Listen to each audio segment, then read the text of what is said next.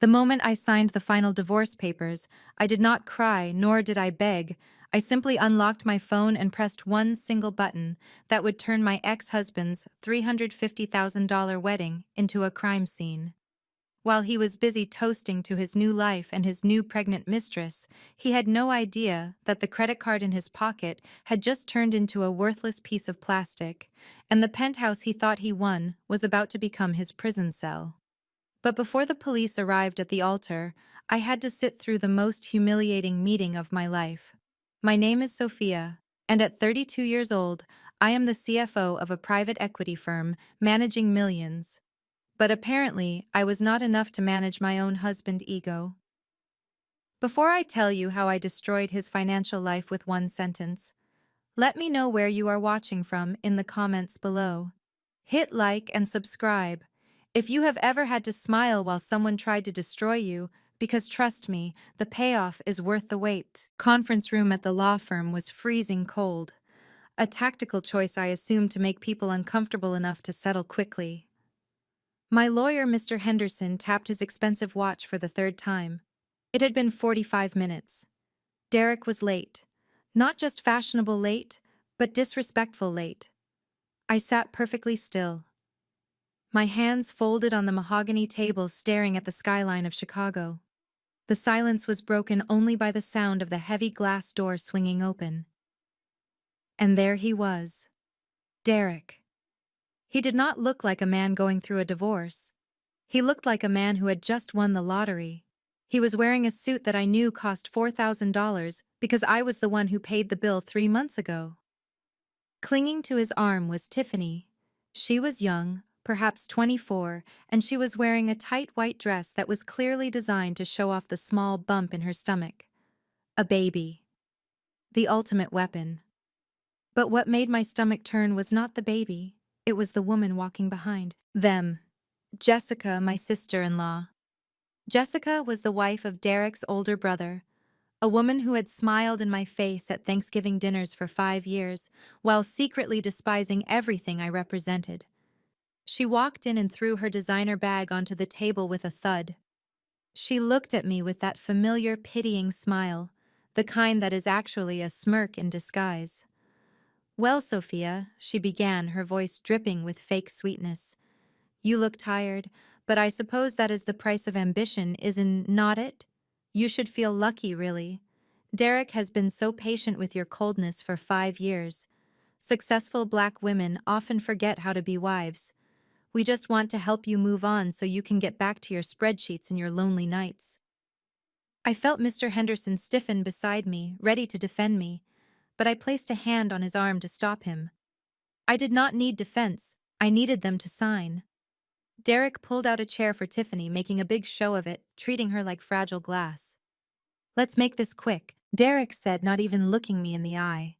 "I have a tasting menu to approve for the wedding reception." You know how it is, Sophia.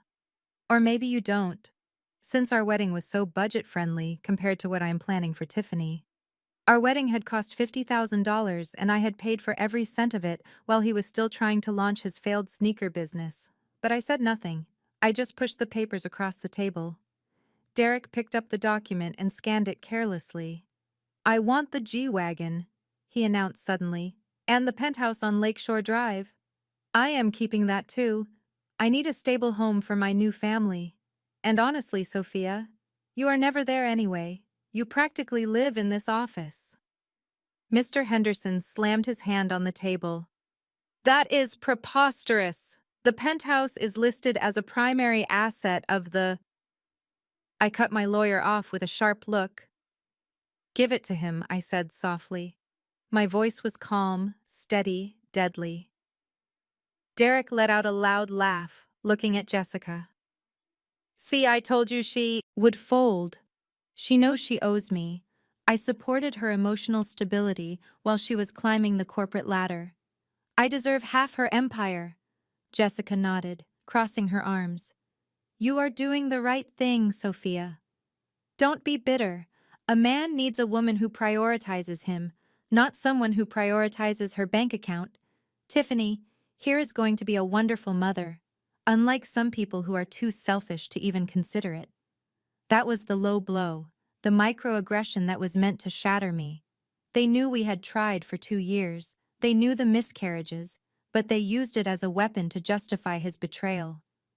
I looked at Tiffany, who was busy checking her reflection in her phone screen, oblivious to the fact that she was just the next victim in line. "Fine," I said. I picked up my pen. The sound of the pen scratching against the paper seemed to echo in the room. One signature. 2 signatures. I was signing away. The car I bought, the furniture I picked out, the life I built. Or so they thought. Derek grabbed the papers the moment I finished signing. He smirked, holding them up like a trophy. "Finally free," he said, kissing Tiffany on the cheek. "Come on, babe, let's go, spend some money. We have a wedding to pay for." "And Sophia, thanks for being reasonable for once. Try to find some happiness. Okay? Maybe get a cat." They walked out the door, a parade of arrogance and delusion. Jessica paused at the doorway, looking back at me one last time. "You know, Sophia, I really hope you learn from this. Men want softness, not a CEO in the bedroom. Goodbye." The door clicked shut. The room fell silent again. Mr. Henderson looked at me, clearly frustrated. "Sophia, I cannot believe you let him take the penthouse. That property has equity worth $2 million. Why did you simply roll over?" I stood up slowly, smoothing out my skirt for the first time that morning, allowing a genuine smile to touch my lips. "I did not roll over, Mr. Henderson. I just let him dig his own grave." I pulled out my phone and dialed the private number for my banking liaison. It rang once before a voice answered. "Ms. Carter, how can we help you today?" I walked to the window, looking down at the street where I could see Derek helping Tiffany into the G-Wagon. My G-Wagon. Execute protocol. "Omega," I said, my voice cold as ice.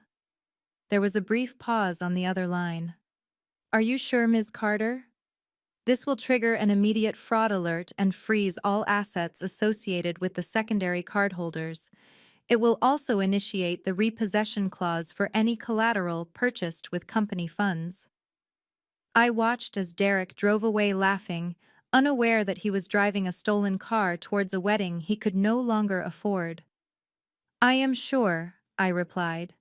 "Cancel every single card linked to my account. Flag all recent transactions as unauthorized, and send the repo team to the Rosewood estate. The reception starts at 6 p.m. Do not be late." I hung up the phone. Mr. Henderson was staring at me, his mouth slightly open. "You knew," he asked. "You knew the penthouse was not in your name."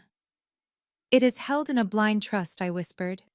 "The deed explicitly states that tenancy is revoked immediately upon the dissolution of marriage." Derek just signed a document, acknowledging he has no legal claim to my trust assets in exchange for a car he cannot make payments on. By the time he cuts the cake, he will be homeless and bankrupt. I picked up my bag and walked towards the door, leaving the silence of the room behind me. The signing was over. Now the real show was about to begin. Derek wasted absolutely no time in celebrating his perceived victory, because less than 2 hours after leaving the law firm, my phone buzzed with a notification that made me laugh out loud in my quiet office. He was at Tiffany & Co. on Michigan Avenue. Of course he was. He had always promised me a heavy platinum upgrade to my simple gold wedding band for our 10th anniversary, but he never quite found the funds. Yet here he was, barely divorced for an hour, ready to drop a fortune on a mistress who had been in his life for less than 6 months. I could picture it perfectly. The sales associate offering them sparkling water, the velvet trays sliding across the glass counter, and Tiffany pointing at the biggest rock she could find regardless of the quality. I pulled up the security feed on my laptop. Not from the store, obviously, but from the tracking on his phone, which was still linked to my family cloud account. He had forgotten to turn off location, sharing another reckless mistake of an amateur narcissist. He was moving quickly, almost manic. I opened my banking app and watched the transaction attempt, come through in real time. $45,000 for a 3-carat cushion, cut diamond.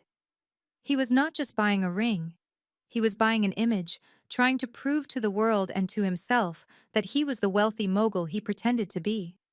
Then came the moment I had been waiting for, the decline.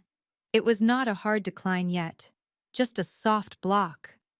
I had placed on his primary personal card, flagging it for suspicious activity. I imagined the scene clearly. The sales associate smiling politely, then frowning as the terminal buzzed. The awkward silence, the heat rising up the back of Derek's neck. He would laugh it off, of course. He would blame the bank. He would say something loudly about fraud protection, being too sensitive when you travel internationally, even though he was 10 minutes from our old apartment. And then he did exactly what I knew he would do. He reached into his wallet and pulled out the Business Platinum card. This was the card linked to Brooks Consulting, the shell company he had started, and the one I had heavily invested in as a silent partner. He thought this was his safety net. He thought using company funds for a personal expense was a clever loophole to bypass the freeze on his personal accounts. He handed it over. Confident, arrogant, stupid. I let my finger hover over the freeze button for a second. If I blocked this transaction now, he would leave the store empty-handed and embarrassed. But that was too small a punishment. I wanted him to commit a crime. I wanted him to create a paper trail of embezzlement. So I let it go through. The notification popped up. Transaction approved, $45,000 charged to a business account for personal jewelry. He had just pierced the corporate veil, giving me every legal weapon I need to dismantle his business. Later, I sat back in my chair, sipping my lukewarm coffee, feeling a cold satisfaction settle in my chest. But my peace did not last long. My phone rang again, and the caller ID flashed a name that used to send me into a panic of people-pleasing Mama Joyce. I debated ignoring it, but I knew she would just keep calling until she filled my voicemail with venom. So I answered, keeping my voice neutral. "Hello, Joyce," I said, skipping the title of Mom, because she lost that privilege the moment she helped her son pack his bags to move in with his mistress. "Oh, Sophia, I am glad you picked up, Mama." Joyce's voice was high-pitched, dripping with that fake southern sweetness that barely concealed the poison underneath. "I was just calling to see if you could drop off those old winter coats of Derek, the ones in the cedar closet. We are clearing out space in the new house for the baby nursery, and we need to donate the old junk." The new house, she meant the penthouse, the one she thought belonged to her son, the one I was currently in the process of reclaiming. She was already measuring curtains for a home she would never live in. "We'll have the movers pack everything and send it to storage," I replied calmly. "You can pick it up there, storage." Her voice sharpened, cutting through the act. "Well, aren't you just being difficult as always? You know Tiffany is so excited about decorating. She has such a fresh eye, so modern, not like your style, which was always so cold and sterile, kind of like you, honestly." I gripped the phone tighter, my knuckles turning white. I knew she was baiting me. I knew she wanted a reaction. "We are just so happy for Derek," she continued, not waiting for a response. "Finally, he has a woman who knows her place. A woman who understands that a man needs to lead. And honestly, Sophia, it is a blessing in disguise for you. You can focus on your little career, and Derek can focus on building a legacy. You know how much this family values bloodlines? Tiffany is barely showing, but she is already glowing. She is going to give the Brooks family a real heir. Something your dried-up womb could never do." The air left my lungs. It was a direct hit. She knew about the IVF treatments. She knew about the nights I spent crying on the bathroom floor while Derek played video games in the next room, ignoring my grief. She knew that my infertility was the deepest wound I carried, and she had just poured acid right into it. I did not scream, I did not cry, I did not defend myself. I simply breathed in and out slowly, remembering that anger is a loss of control, and I was in full control. "Is that all, Joyce?" I asked, my voice deadly quiet. She laughed, a harsh cackle, Oh, don't be sensitive. We just want what is best for Derek. And a barren wife was never going to work out anyway. Enjoy your empty life, Sophia. We will be busy celebrating real family love. The line went dead. She hung up, feeling triumphant, feeling like she had won. But she had made a fatal error. She had assumed that because I was quiet, I was weak. She forgot who paid for the roof over her head and the wheels under her feet. I placed the phone down on my desk, my hand trembling slightly, not from sadness, but from adrenaline. I opened my text messages and found the number for my personal assistant, Marcus. Marcus, I typed, execute the repo order on the Range Rover immediately. The one registered to Mrs. Joyce Brooks' location is likely the exquisite nail salon on 4th Street she usually goes to on Tuesdays. And Marcus? Yes, Sophia. His reply came instantly. Make sure they tow it while she is still inside the appointment. I want her to walk home. I locked my phone and stood up, walking to the window overlooking the city. The sun was setting, casting long shadows over the streets below. Mama Joyce loved that white Range Rover. It was her status symbol, the way she proved to her church friends that her son was a success. She did not know that the lease was in my name, paid for by my bonuses. If she wanted to talk about legacy and bloodlines, she could do it from the back of an Uber, or better yet, she could walk. The exercise would be good for her heart, assuming she actually had one. The game had changed. They wanted to attack my womanhood, my pain, my body. So I was going to attack the only thing they truly loved, their unearned lifestyle. The ring was a trap, the car was a lesson. And I was just getting started because the wedding was still days away and I had plenty more cards to cancel. The drive to the house I had purchased 3 years ago felt like a funeral procession for a life I had already buried. I parked my rental car 2 houses down, not wanting to alert anyone that I had arrived. My plan was simple. I needed to retrieve my personal archives, specifically the hard drives containing my grandmother's recipes and my collection of vintage handbags that I viewed as investments rather than accessories. The divorce decree stated clearly that I had 24 hours to retrieve personal effects before Derek took possession of the property. A concession I had made only because I knew he would be evicted by the bank within 90 days anyway. I unlocked the front. I unlocked door quietly expecting the house to be empty. Derek was supposed to be at a tasting for the wedding menu, and Mama Joyce was presumably walking home from the nail salon after her car was towed. The house was silent, but the air felt heavy, violated. I walked through the foyer, ignoring the ghost of the wedding portrait that still hung above the mantelpiece. Derek looked so charming in that photo, a perfect mask for the monster underneath. As I reached the top of the stairs, I heard a sound coming from the master bedroom. It was the distinct sound of zippers being pulled and leather being thrown. I felt a cold spike of adrenaline rush through my veins. I pushed the door open and froze. Jessica, my sister-in-law, was standing inside my walk-in closet. She had dragged my stepladder into the center of the room and was systematically pulling down my Hermes collection. The orange boxes were scattered on the floor, some crushed under her heels. She was stuffing my Birkin, 35 in gold Togo leather, into a cheap garbage bag as if it were dirty laundry. I cleared my throat and the sound made her jump. She spun around, clutching the bag against her chest like a shield. When she saw it was me, her expression shifted instantly from shock to that familiar sneer of entitlement.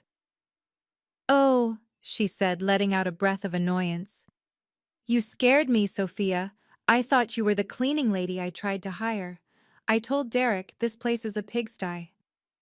I looked at the pile of bags on the floor. There was my Kelly and Rose Pourpre, my constant companion during my first year as CFO. There was the limited edition clutch I bought in Paris. Seeing them treated like trash made my blood boil. "Put them down, Jessica," I said, my voice low and steady. "Those are not yours." Jessica laughed, a sharp barking sound that grated on my nerves. She turned back to the shelf, reaching for a vintage Chanel flat bag. "Actually, Derek sent me here," he said. "You left these behind," he said. Since you are moving into a smaller, sadder life, you would not have any use for high fashion anymore. She tossed the Chanel into the garbage bag with a sickening thud. Besides, she continued, not even looking at me. Tiffany needs these. She has a lot of social events coming up now that she is marrying into the Brooks family. She needs to look the part of a successful wife, something you never quite managed to pull off, Derek said.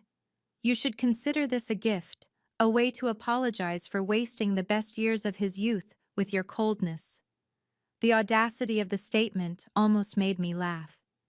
Derek was 35 and had never held a job for longer than 6 months. I had funded his lifestyle, his failed businesses, and his ego for 5 years. And now I was supposed to apologize for it by donating $50,000 worth of handbags to his mistress.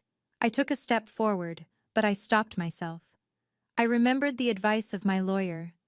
Do not engage physically. Do not give them a reason to file a restraining order. I took a deep breath and pulled my phone out of my pocket. Jessica, I am going to ask you one time to leave my house and leave my property alone, I said, lifting the phone so she could see the screen. She rolled her eyes, shoving another bag into the sack. Oh, stop being dramatic, Sophia. You are not going to do anything. You are too worried about your precious reputation. You would not want the neighbors to hear a successful black woman fighting with her family. Would you? It is so stereotypical. She was banking on my pride. She thought I would swallow the disrespect just to keep up appearances. She was wrong. I unlocked my phone and dialed 3 numbers. 911. I put it on speaker. Jessica paused, a black clutch dangling from her hand. Who are you calling? Dispatch 911. What is your emergency? The operator voice filled the quiet room. Jessica's eyes went wide. She dropped the clutch. I am at 4502 Willow Creek Drive, I said, clearly, keeping my eyes locked on Jessica. There is an intruder in my home. She has broken in and is currently stuffing tens of thousands of dollars of merchandise into garbage bags. I fear for my safety. Jessica's jaw dropped. You are crazy, she hissed, rushing toward me. Hang up the phone, Sophia. We are family. You cannot call the police on family. I stepped back, avoiding her grasping hands. She is becoming aggressive, I told the operator. She is refusing to leave. Officers are on their way. Ma'am, stay on the line. I walked out of the bedroom and down the stairs, creating distance. Jessica followed me, screaming now, her face turning a blotchy red. You are a witch, Sophia, she yelled, throwing the garbage bag down the stairs, looking at the expensive leather spilling out onto the hardwood floor. Derek is going to kill you. He told me I could take them. He said they were community property. I stood by the front door, my hand on the doorknob, waiting. Sirens wailed in the distance, getting louder by the second.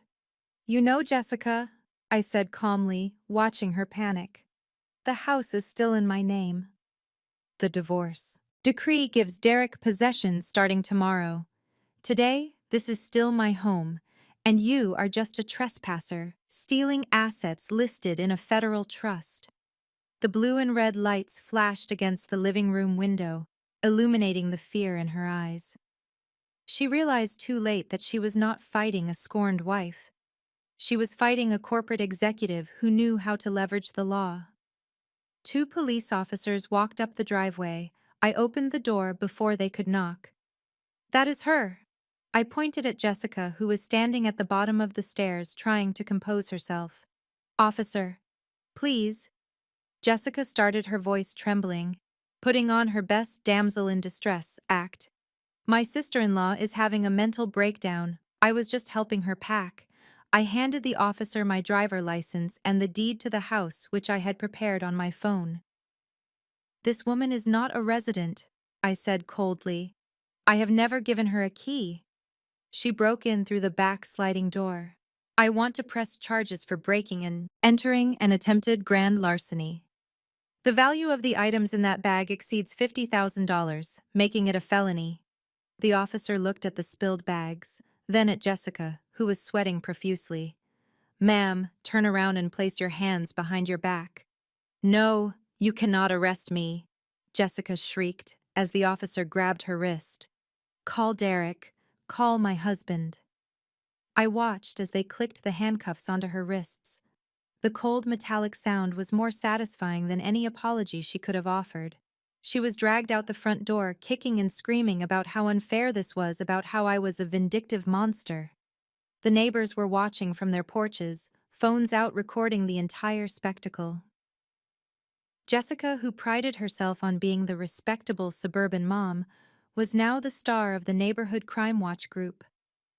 As the patrol car pulled away with Jessica in the back seat, my phone rang. It was Derek, I answered, putting the phone to my ear.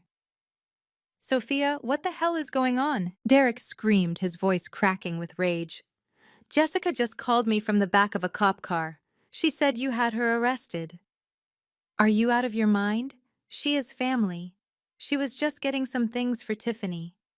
I looked around my quiet, empty house. The bags were safe. The silence was back. But this time, it was the silence of victory. I did not raise my voice. I did not explain myself. I simply channeled every ounce of indifference I had left. She was stealing Derek, I said calmly. And since you are so fond of legal documents, you should know that. Until tomorrow, anything inside this house is mine. You drop those charges right now, or I swear to God, Sophia, I will ruin you. I will tell everyone about. I cut him off, bored by his threats. Tell your brother to hire a good lawyer, I said. Because Jessica is going to need one, especially since I am submitting the security camera footage to the district attorney right now. I hung up the phone and blocked his number again. I walked over to the pile of bags. On the stairs, picked up my gold Birkin and dusted it off. It had a small scratch on the leather, a battle scar. I smiled, slinging it over my shoulder. I still had a wedding to crash, and I needed to look my best because the real show was just getting started. The morning after Jessica's arrest brought a strange calmness to my life, but I knew the storm was far from over. Derek was a man who operated on ego, and when his ego was bruised, he did not retreat. He doubled down. He needed a win. He needed to prove to everyone, especially himself, that losing me and losing access to my house was just a minor setback in his grand rise to power. And nothing screams power quite like booking the Rosewood Estate for a wedding that was happening in less than a week. The Rosewood Estate was not just a wedding venue, it was an institution in our city. It was a sprawling historic manor built in the 1920s by the first black female millionaire in the state. It represented legacy, dignity, and old money, the kind of money that whispers, while Derek money screamed. The waiting list to get married at Rosewood was typically 2 years long, and the vetting process was stricter than joining a country club. You did not just pay to get into Rosewood, you had to be accepted. I sat in my office watching the surveillance feed from the venue security system. I had access, not because I was a bride, but because my private equity firm had quietly acquired the estate 3 years ago, saving it from foreclosure. I was the majority shareholder, the silent owner whose name was on the deed, locked away in a safe that Derek knew nothing about. To him, Rosewood was just the most expensive place in town, the place where he could take photos that would make his Instagram followers jealous. I watched as Derek pulled up to the manor gates in a rented Lamborghini, clearly trying to compensate for the fact that his G-Wagon was currently sitting in an impound lot. Tiffany was with him, of course, wearing oversized sunglasses and looking at the historic architecture with the bored expression of someone who only cared about lighting angles. They walked up the stone steps like they owned the place, Derek barking orders at the valet before pushing open the heavy oak doors. Inside, Mr. Thompson, the estate manager, was waiting. He was a man of impeccable grace and standards, a man who had seen generations of true wealth walk through those halls I had called him 10 minutes prior, warning him of the impending circus. "He is here," Mr. Thompson had whispered over the phone. Sophia looking at his financial preliminary report. This man cannot afford the valet parking, let alone the grand ballroom. His credit check is showing multiple recent inquiries and a debt-to-income ratio that is frankly alarming. Should I turn him away? No, I had replied, leaning back in my leather chair, giving the command that would seal Derek's fate. Do the opposite. Mr. Thompson, roll out the red carpet. Offer him the Diamond Jubilee package, the one we usually reserve for royalty and heads of state. Tell him it became available due to a last-minute cancellation. Make him feel special. Make him feel like a king. And then, Mr. Thompson, make him sign the contract with the absolute forfeiture clause. The forfeiture clause was a legal bear trap. It stated that for last-minute bookings, 100% of the estimated cost was due within 48 hours, and the initial deposit was completely non-refundable under any circumstances. Absolutely no exceptions. I watched on the screen as Mr. Thompson executed the plan perfectly. He greeted Derek with a warm smile, ignoring Derek. Rude demand for sparkling water immediately. Mr. Brooks, Mr. Thompson said, his voice smooth. Welcome to Rosewood. We were expecting you. Derek puffed out his chest, adjusting his suit jacket. I assume you know who I am. I want the best you have, the ballroom, the garden, the entire estate. My fiancé deserves the world, and I am the man who can give it to her. Tiffany giggled, clinging to his arm, looking around at the crystal chandeliers. Oh, babe, this is perfect. It is so much better than that stuffy place you married Sophia in. I flinched slightly, but kept watching. Our wedding had been in a botanical garden, intimate and beautiful. But to them, anything that did not cost 6 figures was cheap. Mr. Thompson nodded solemnly. Actually, Mr. Brooks, luck is on your side. We had a sudden cancellation for this coming Saturday. The Diamond Jubilee package is available. It includes the full estate buyout, a 5-course meal prepared by our Michelin star chef, and uninterrupted access for 12 hours. The cost is $150,000. I saw Derek flinch just for a second. His eyes widened, and he swallowed hard. 150,000 was more money than he had ever seen in one place, without my signature on a check. But then he looked at Tiffany, who was looking at him with wide, expectant eyes, and he looked at Mr. Thompson, who was waiting with polite patience. That is fine, Derek said, his voice cracking slightly before he cleared his throat. Money is no object for the Brooks legacy. We will take it. Excellent, Mr. Thompson said, sliding a heavy leather-bound folio across the antique desk. We just need a signature here, here and here. And of course the initial deposit of $50,000 to lock in the date. The remaining $100,000 will be automatically drafted from your card on file 48 hours before the event. $50,000 liquid cash. It was everything Derek had left. I knew his finances better than he did. He had drained our joint savings account the day before. I froze it, withdrawing exactly $52,000, thinking he was being clever, hiding cash from the divorce lawyers. He was about to hand over 95% of his liquidity for a party he would never finish paying for. I saw him hesitate again. His hand hovered over his wallet. He knew this was reckless. He knew he was walking a tightrope without a net, but his arrogance was heavier than his fear.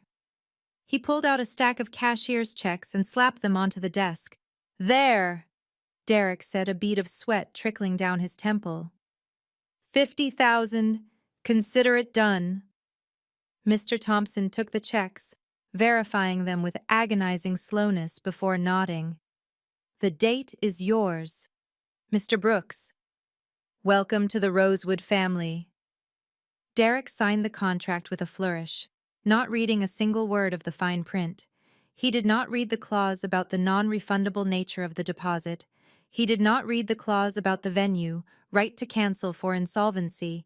He just signed, believing that the credit cards I had not yet fully declined would cover the rest. As they walked out, Derek looked triumphant. He pulled Tiffany close, and I could read his lips on the high-definition camera. See, babe, he said. I told you I would make it happen. Sophia could never dream of a wedding like this. We are going to be the kings of this city. I closed the laptop screen, feeling a dark satisfaction settle in my chest. He had just paid $50,000 for a venue owned by his ex-wife. He had just funded his own destruction. The wire transfer hit the Rosewood account minutes later.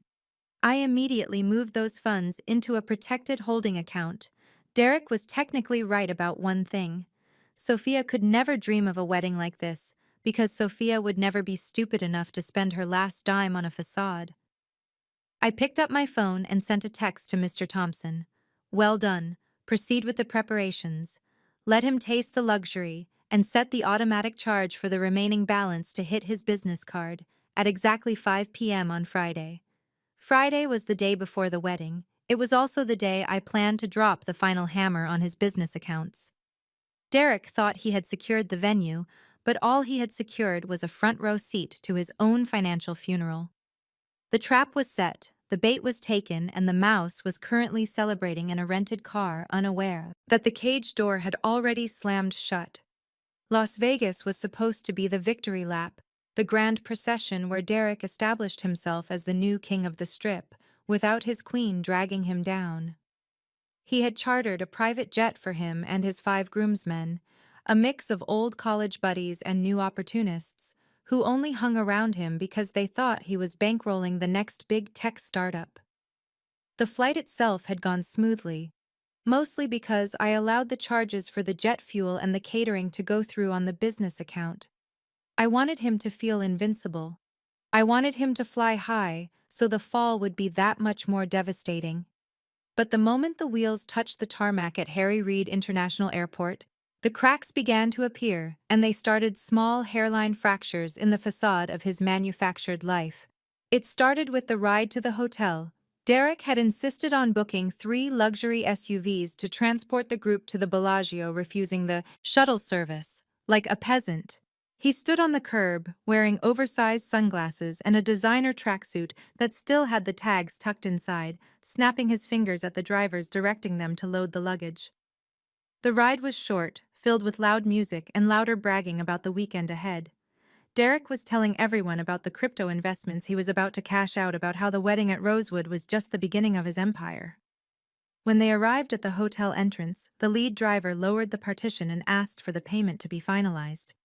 Derek pulled out his personal gold card, the one he used for everyday expenses like gas and groceries. He handed it over with a dismissive wave, barely looking at the man. A moment later, the driver cleared his throat.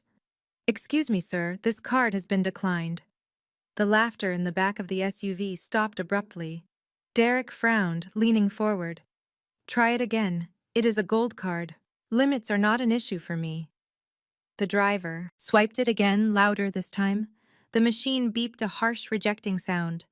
"Declined code, 04 call issuer." Derek's face turned a shade of ash gray. He patted his pockets, laughing nervously, pulling out another card. "This is ridiculous. My bank always flags me when I travel. Security protocols, trying to protect my millions. Try this one." The second card was his debit card, the one linked to the joint checking account I had emptied down to the minimum balance requirement exactly 24 hours ago. Declined insufficient funds. Now the silence in the car was deafening. His friends were exchanging glances, the kind of looks that said, maybe the rumors were true. Maybe Derek was all talk. Derek felt the heat of their judgment burning into the back of his neck. He quickly spun the narrative, pivoting into the role of the victim, which was his second favorite role after the hero. "It is Sophia," he growled, slamming his hand against the leather seat. "She is freezing my assets illegally. She is bitter because I moved on, so she is hacking my accounts to embarrass me. I am going to sue her for every dime she has when we get back. Kevin, cover this for me, will you? I will wire you the cash as soon as I get my lawyer on the phone." Kevin, his college roommate and a man who had borrowed money from Derek for years, sighed and pulled out his own credit card. "Fine, but you are good for it, right? This is a $300 ride." Derek laughed, forcing the bravado back into his voice. 300? That is pocket change, brother. Do not insult me. I just need to get this hold lifted. Once I call the bank, We are popping bottles all night on me. He was lying, of course. He knew he could not call the bank because the bank would tell him that the primary account holder, Ms. Sophia Carter, had reported the cards lost and requested a full freeze pending a fraud investigation. He was stranded in the desert with nothing but a suit he could not return and a business card that was ticking time bomb while Derek was sweating in the hotel lobby trying to check in using the business card, which thankfully for him still had the pre-authorization approval from my trap. Tiffany was upstairs in the suite, engaging in her own performance art. Tiffany had not flown on the private jet. She had flown commercial in economy and met him there, but her Instagram story told a very different narrative.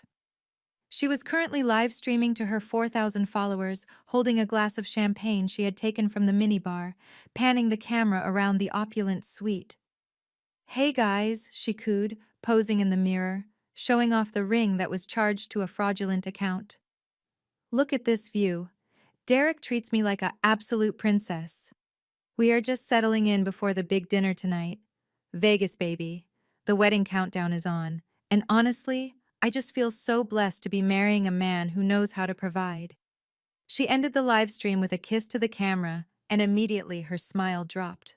The champagne glass was empty and her stomach was growling. She had not eaten since the flight because she did not want to spend her own cash at the airport.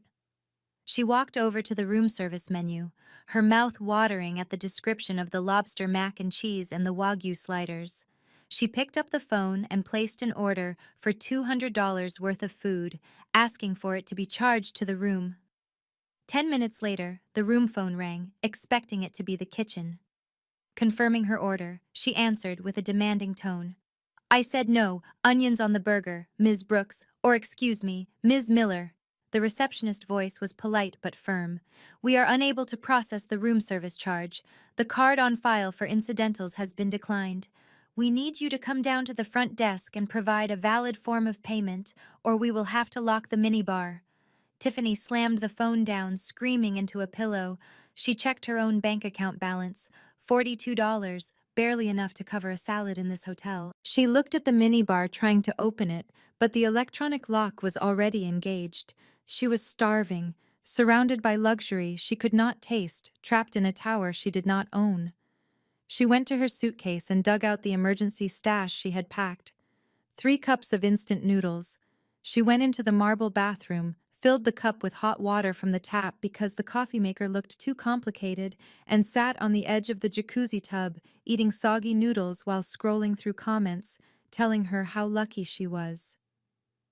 Back in Chicago, my office was dark, illuminated only by the glow of 3 large monitors.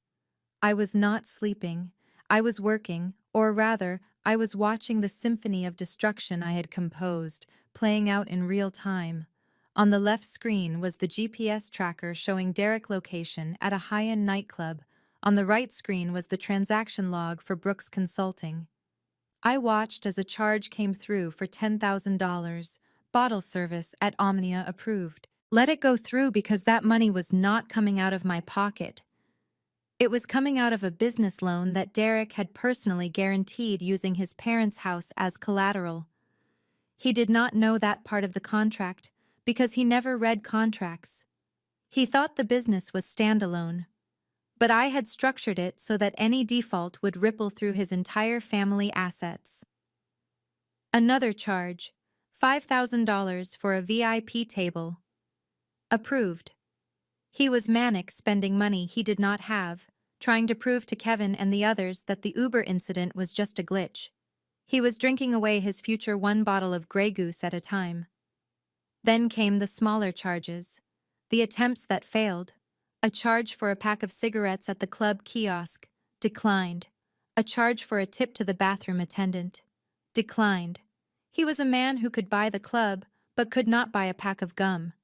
It was a specific kind of torture, giving him the illusion of power while stripping him of his dignity. I pulled up the master spreadsheet.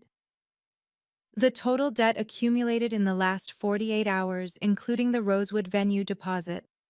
The Ring the Jet and Tonight Club bill had just crossed the $200,000 mark. I took a sip of water, watching the numbers turn red. This was the tipping point. In legal terms, this was now considered dissipation of assets, but since the business card was authorized for entertainment expenses, he was walking right into a trap of corporate embezzlement. I was not just going to divorce him, I was building a criminal case. My phone buzzed. It was a text from Jessica. "You are pathetic," freezing his cards. "He is going to fix this. And when he does, you will never see a dime of his success. Enjoy your lonely night with your cats." I looked at the text and laughed softly.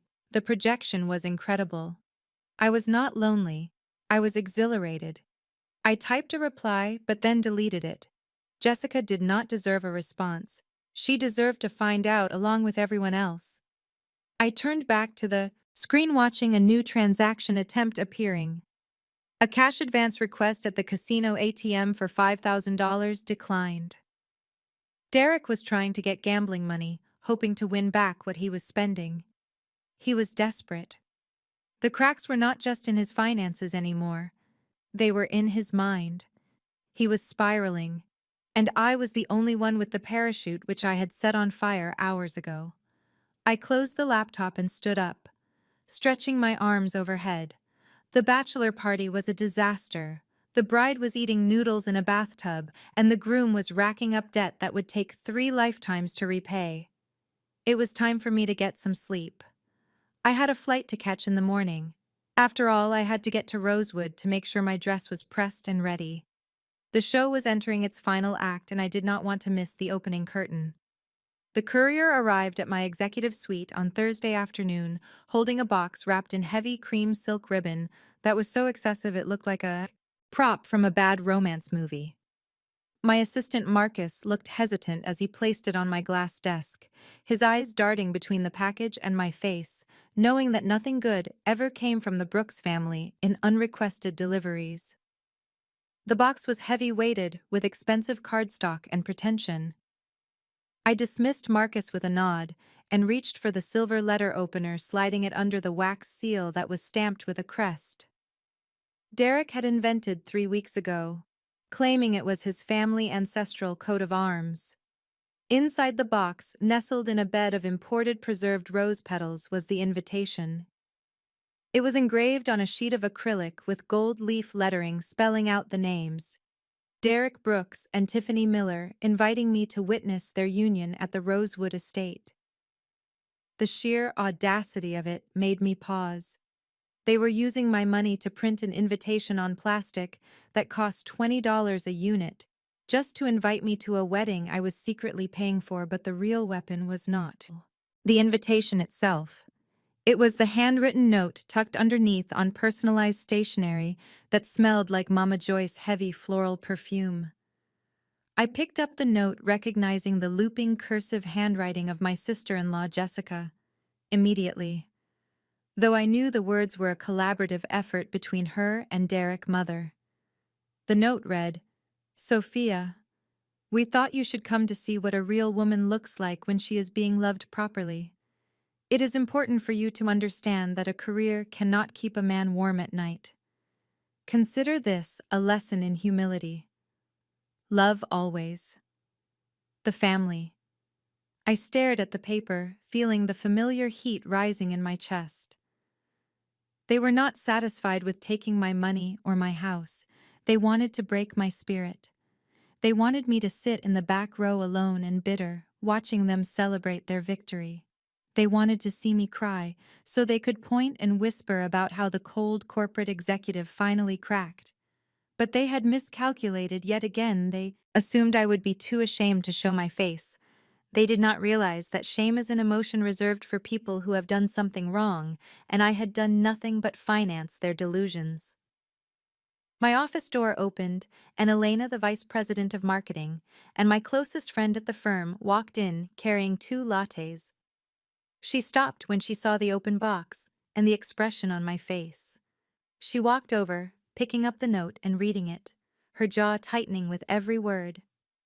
"This is not an invitation, Sophia," she said, tossing the note back into the box, like it was contaminated trash. "This is bait. They are baiting you. Do not tell me you are actually considering going to this circus.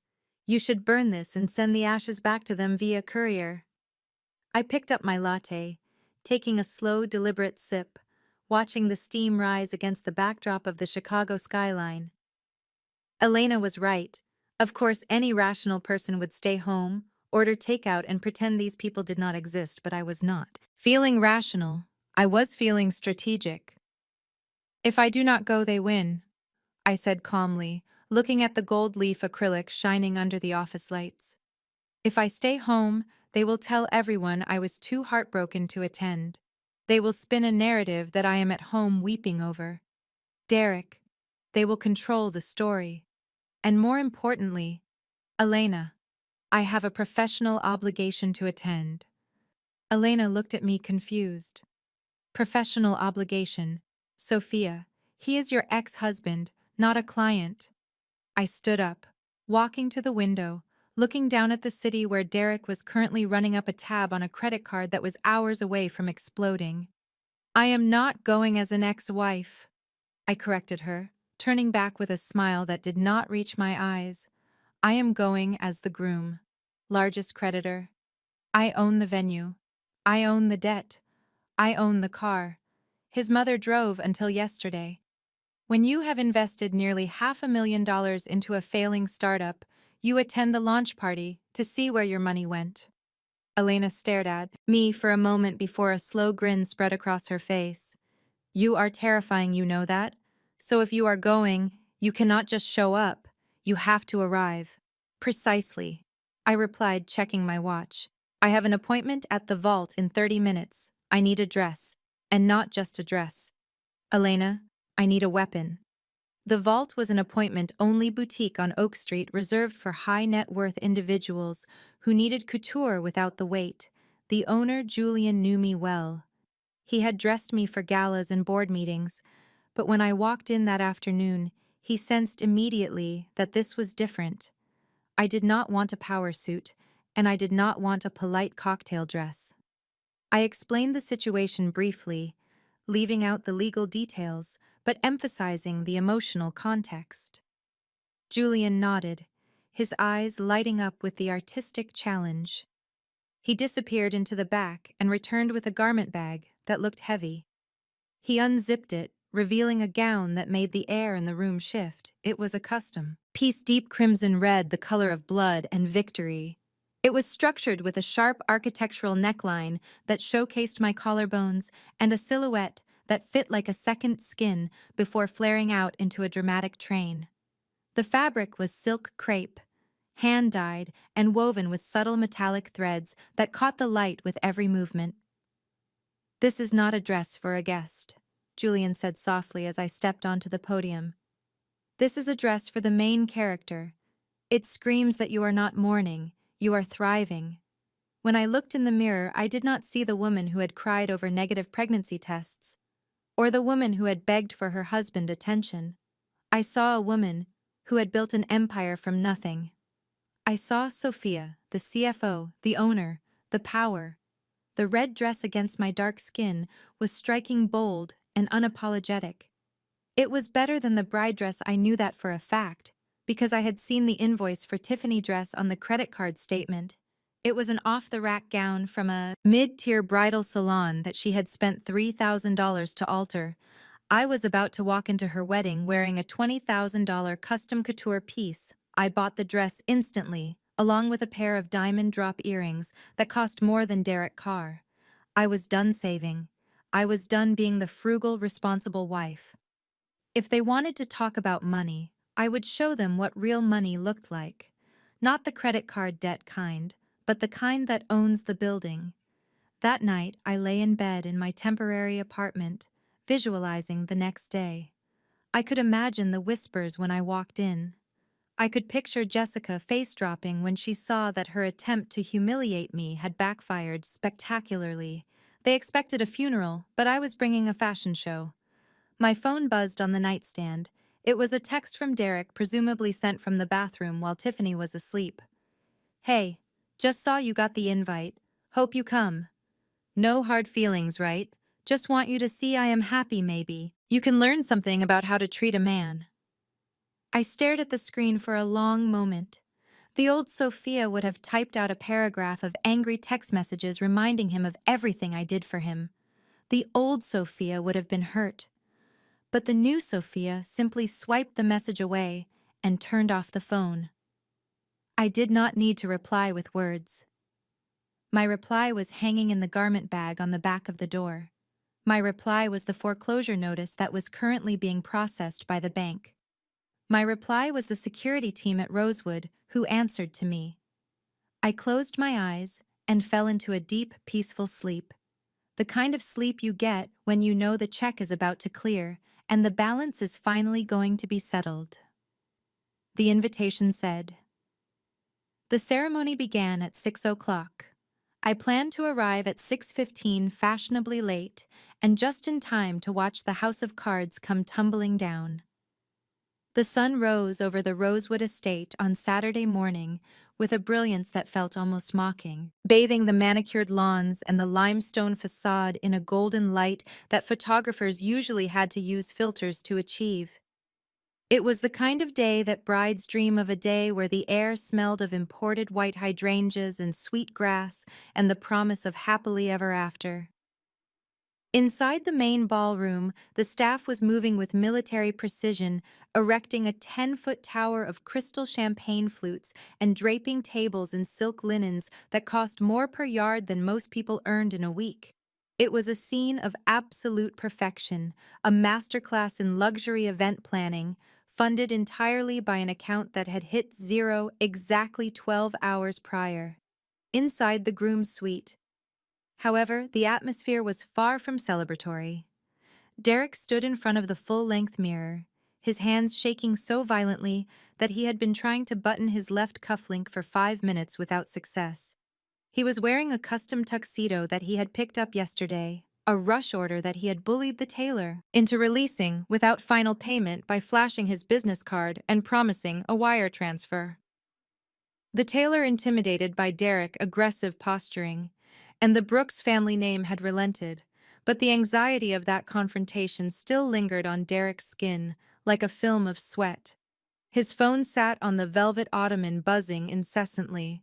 It was not congratulatory texts. It was the notifications from the bank app, each one a digital hammer blow to his fragile reality. The first sign of the impending avalanche happened at 9 in the morning, when the head florist asked for the final settlement on the orchid installation. She had approached Derek with a portable card reader. A polite smile plastered on her face, explaining that per the contract, the remaining balance of $15,000 was due upon delivery.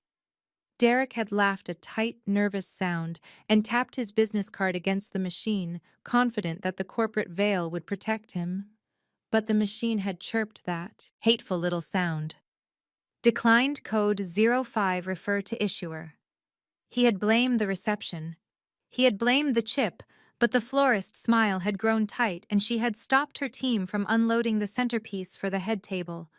Now Derek was alone, pacing the plush carpet, trying desperately to get a human being on the phone at the bank. He dialed the customer service number for the 4th time, listening to the upbeat jazz, hold music that made him want to throw the phone through the window. Finally, a representative answered.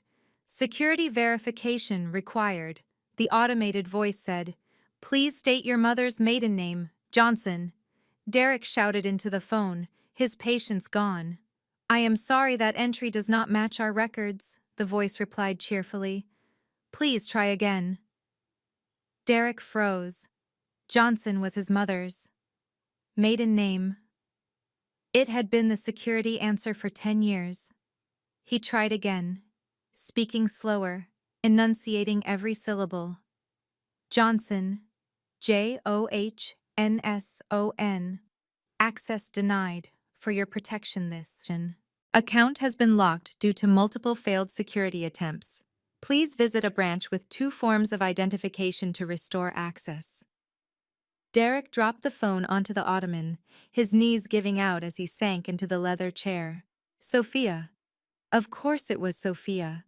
She had changed the security questions.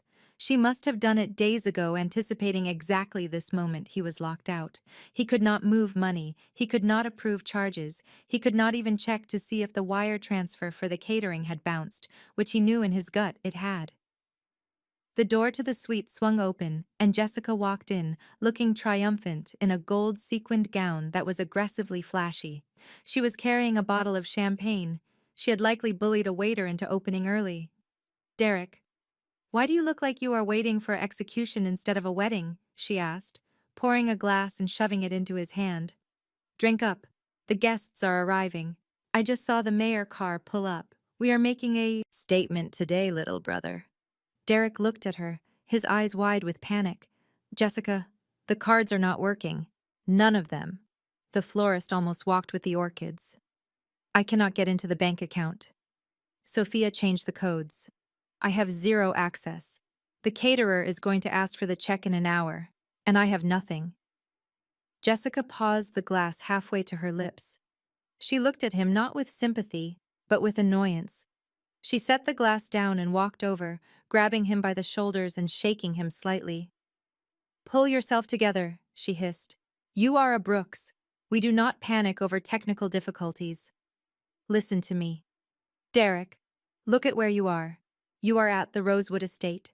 The flowers are already up. The champagne is already poured. Do you really think the staff is going to tear down the wedding in the middle of the ceremony because of a declined card? They are terrified of bad press. They are terrified of us. But the money?" Derek whispered, his voice trembling. "It is not there, Jessica. It is gone." "It does not matter," Jessica said firmly, fixing his bow tie with aggressive tugs. "You sign whatever piece of paper they put in front of you. You act offended that they would even ask. You tell them your accountant handles the weekend settlements and they will get a wire on Monday. By Monday, you will be married. You will be legally untouchable. And we will figure out how to force Sophia to unlock the accounts later. She is just playing games, trying to scare you. If you stop the wedding now, she wins. Do you want her to win?" Derek shook his head slowly, the image of Sophia's smug face fueling his anger, overpowering his fear. "No.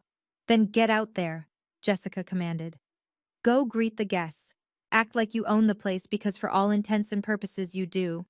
This is your day, Derek. Do not let a little plastic card ruin the biggest moment of your life. Once that ring is on, Tiffany finger, it is done. The deal is sealed." Her words were a sedative, a dangerous, intoxicating drug that numbed his common sense. He straightened his jacket, taking a deep breath. Jessica was right. Appearance was everything. If he looked rich, if he acted rich, the world would bend to his will. It always had before. He grabbed the glass of champagne and downed it in one gulp, feeling the liquid courage burn his throat. "I am going to handle it," Derek said, his voice regaining some of its usual arrogance. "Let them try to stop me." Outside in the hallway, the sounds of the string quartet warming up drifted through the air, beautiful and haunting.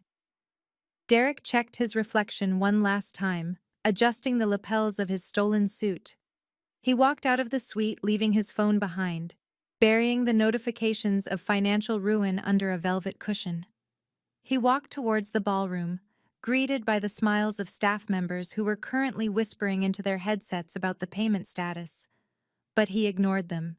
He was Derek Brooks, and he was about to get married in the wedding of the century. Meanwhile, down in the main kitchen, the executive chef was staring at a printed receipt that had just spit out of the point-of-sale system. Transaction void. Insufficient funds. He picked up the phone to call the general manager, Mr. Thompson, but paused when he saw a text message on his personal phone. It was from the owner of the estate, a number he had saved under VIP. "Serve the food. Let the ceremony proceed. Do not interrupt them until the knife touches the cake. Wait for my signal." The chef deleted the text and turned back to his team, screaming for the lobster bisque to be plated immediately. The machinery of the wedding churned on, fueled not by money, but by the silent, orchestrated permission of the woman Derek thought he had left behind. The trap was fully set. The guests were seated, and the chaos was just beneath the surface, waiting for the perfect moment to erupt. The music swelled, the doors opened, and the procession began walking on a carpet of rose petals that led straight off a cliff. The string quartet switched from a low murmuring hum to the opening notes of Pachelbel Canon in D major, a cliché choice that perfectly matched the lack of originality in Derek New Life. The heavy double doors of the Rosewood Garden entrance swung open, and the collective gasp of the 300 guests was audible. It was the reaction Derek had paid for, or rather, the reaction he had charged to a card that was currently flashing red on a server somewhere in Delaware. Tiffany stood at the top of the aisle, and I had to admit she made a statement. The dress was not a garment.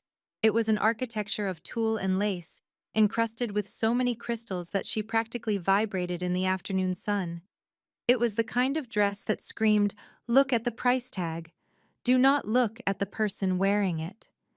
As she began her slow walk down the aisle, clutching a bouquet of imported peonies that cost more than her first car, the guests craned their necks, whispering behind manicured hands. To the outside observer, this was a fairy tale.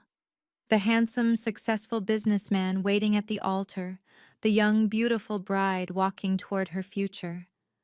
But to me, watching from the periphery, it looked like a hostage exchange.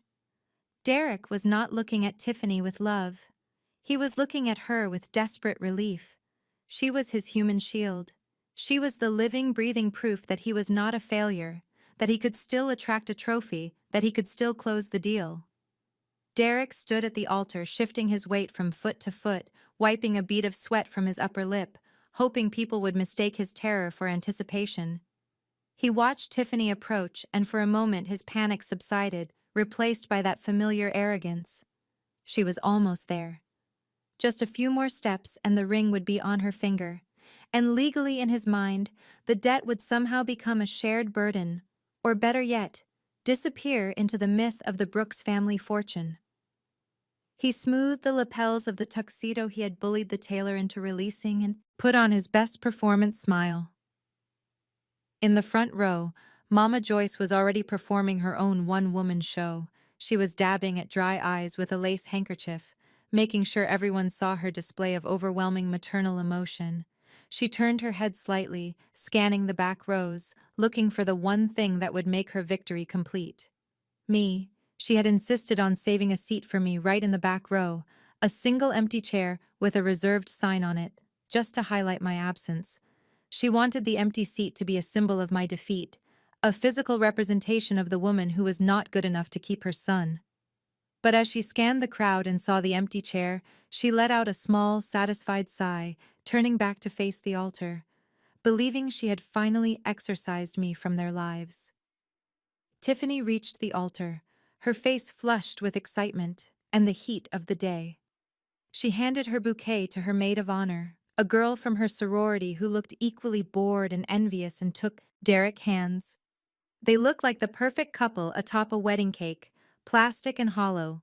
The officiant, a pastor, Mama Joyce had handpicked because he preached prosperity gospel, began the ceremony speaking in booming tones about destiny and divine favor, words that felt heavy with irony, given that the check for his honorarium was destined to bounce on Monday morning. Then came the vows. This was the moment Derek had been waiting for. He had written them himself, or rather, he had dictated them to Jessica, who had polished them into a weapon. He pulled a small leather-bound notebook from his pocket, his hands shaking slightly as he opened it. He cleared his throat, the sound amplified by the microphone echoing across the silent garden. Tiffany Derek began, his voice gaining strength as he fell into the rhythm of his own narcissism. From the moment I met you, I knew you were different. You were a breath of fresh air in a life that had become stale and suffocated by expectations. You looked at me and saw a man, not a bank account, not a project to be managed, but a leader to be followed. A few guests in the front row dabbed their eyes, moved by the performance. Mama Joyce nodded vigorously, murmuring amen under her breath. I promise to cherish you. Derek continued, looking deep into Tiffany's eyes. but pitching his voice so it carried to the back of the room, intentionally loud. I promise to honor your softness. In a world where women try to be hard, where they try to wear the pants and run the boardroom, I found sanctuary in your femininity. I promise to always be the provider, to be the rock, so you never have to worry about a spreadsheet or a bottom line. I felt the air in the garden shift slightly. The women in the audience, successful doctors, lawyers, and entrepreneurs, shifted uncomfortably in their seats, recognizing the misogyny wrapped in romance. But Derek was on a roll, fueled by the adrenaline of his own deception. I vow to love you simply, he said, a smirk playing on his lips. I vow to love, woman who knows that her greatest career is our family. A woman who does not put her ambition above her husband. A woman who knows how to spend my money with grace and gratitude instead of hoarding it out of fear. You have taught me that true wealth is not in a portfolio. It is in the way you look at me with absolute trust. He paused, letting the words hang in the air. It was a direct strike, a calculated humiliation directed at the ghost of his ex-wife. He was painting me as the cold, hoarding villain and Tiffany as the virtuous, warm heroine. He was rewriting our history in front of 300 witnesses, blaming me for his financial insecurity, framing my financial literacy as stinginess, and his reckless spending as generosity. Tiffany beamed, blinking back tears, completely unaware that the man promising to be her provider could not currently afford the gas in the rental car parked out front. "Oh, Derek," she whispered, leaning into the microphone. "I promise to be your queen, to let you lead, to make our home a place of peace, not business. I promise to never question your vision because I know you will always take care of us." Mama. Joyce let out a loud sob, unable to contain herself anymore. She looked over her shoulder one last time at the empty chair, her eyes gleaming with malice. "See," she seemed to say. "See what you lost, Sophia. This is what a real marriage looks like." She nudged Jessica, who was sitting next to her, looking smug in her gold dress, and they shared a look of pure, toxic triumph. They truly believed they had pulled it off. They believed the vows had been spoken, the narrative had been set, and the past had been buried under a mountain of white roses and lies. Derek closed his vow book, feeling the high of the moment. He had done it. He had humiliated me, elevated himself, and secured his new life. The fear of the declined cards and the locked bank accounts faded into the background, pushed away by the applause of the crowd. He squeezed Tiffany's hands tighter, feeling invincible, feeling like the king of Rosewood. And then the officiant smiled, oblivious to the war that was being waged beneath the surface of the polite society gathering. "Do you, Derek, take Tiffany to be your lawfully wedded wife?" the pastor asked, his voice booming. "I do," Derek said, almost shouting it, looking out at the crowd, challenging anyone to defy him. "And do you, Tiffany, take Derek to be your lawfully wedded husband?" "I do," Tiffany squealed, practically bouncing on her heels. The crowd erupted in soft coos of adoration, captivated by the show. The birds sang, the fountain trickled, and for a fleeting second the illusion held perfectly. But illusions are fragile things, especially when they are built on a foundation of stolen credit and deceit.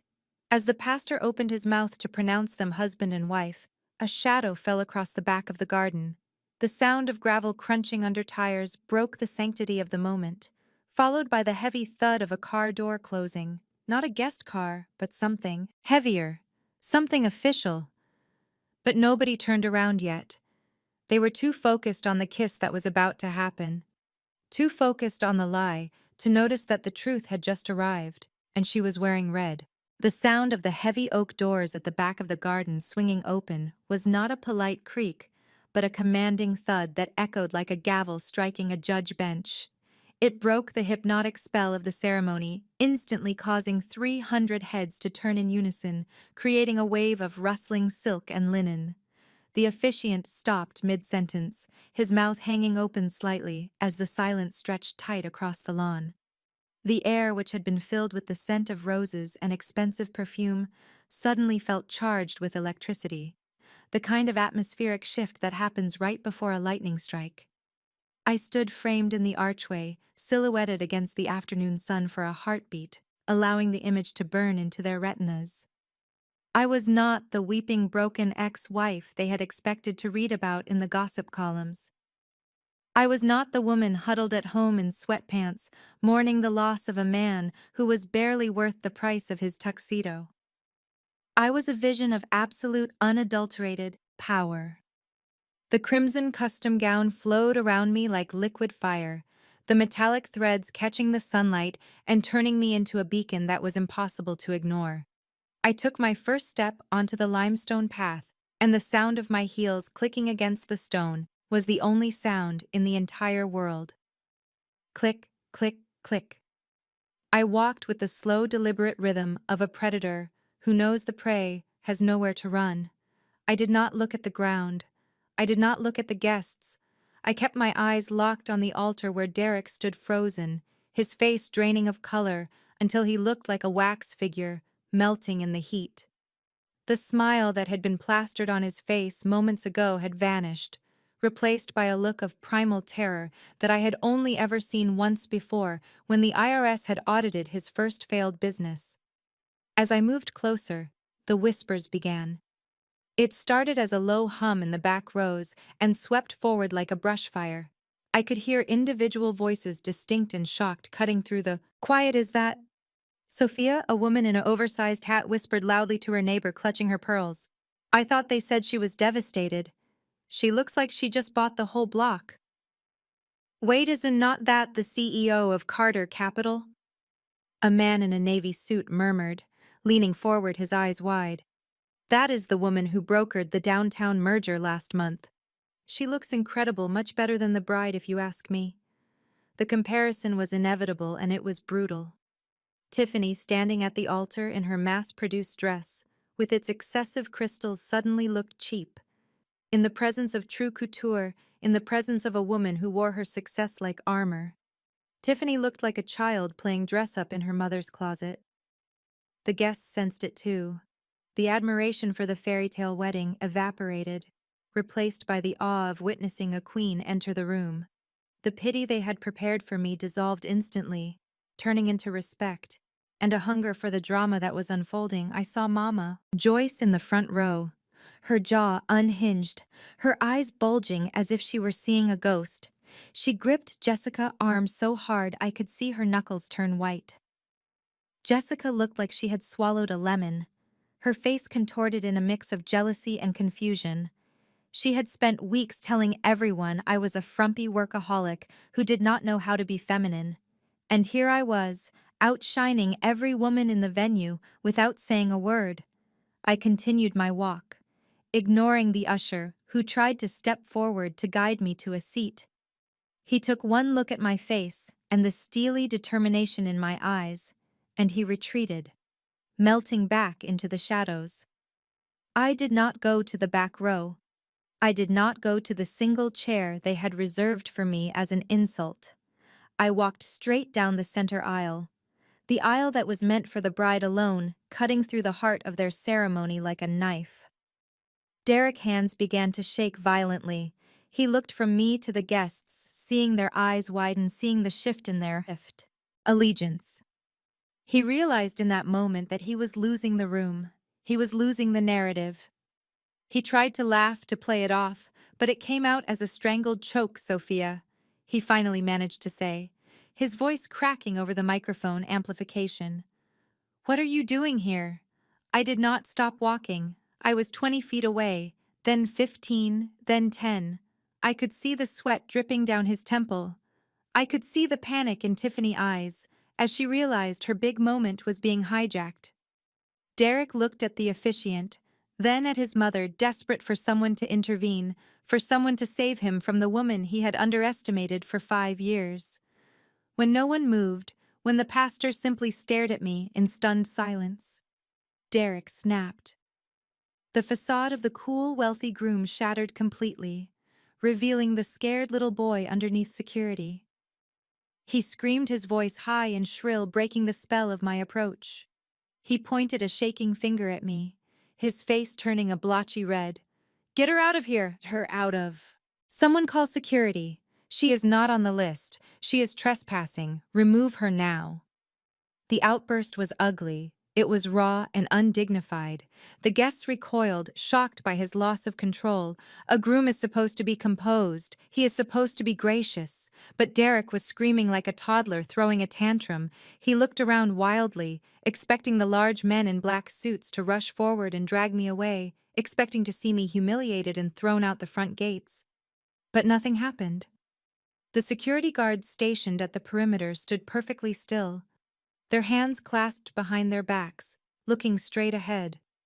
They did not move toward me. They did not reach for their radios. They simply watched, waiting for the orders that mattered, and those orders did not come from the man standing at the altar. In an unpaid suit, Derek's scream echoed into the silence, hanging there like a foul smell. "Security!" he yelled again, louder this time, desperation creeping into his tone. I said, "Get her out, she is— Get! Ruining my wedding. Why is nobody moving?" I stopped walking. Finally, standing at the base of the altar steps. I was close enough to smell the cheap cologne he had bathed in, close enough to see the fear in his eyes. I did not shout. I did not raise my hands. I simply stood there in my red dress, a monolith of justice, amidst their garden of lies.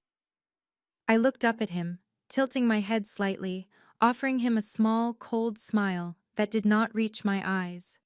The guests leaned in, holding their breath, waiting for my response, waiting to see what the woman who held the purse strings would do next.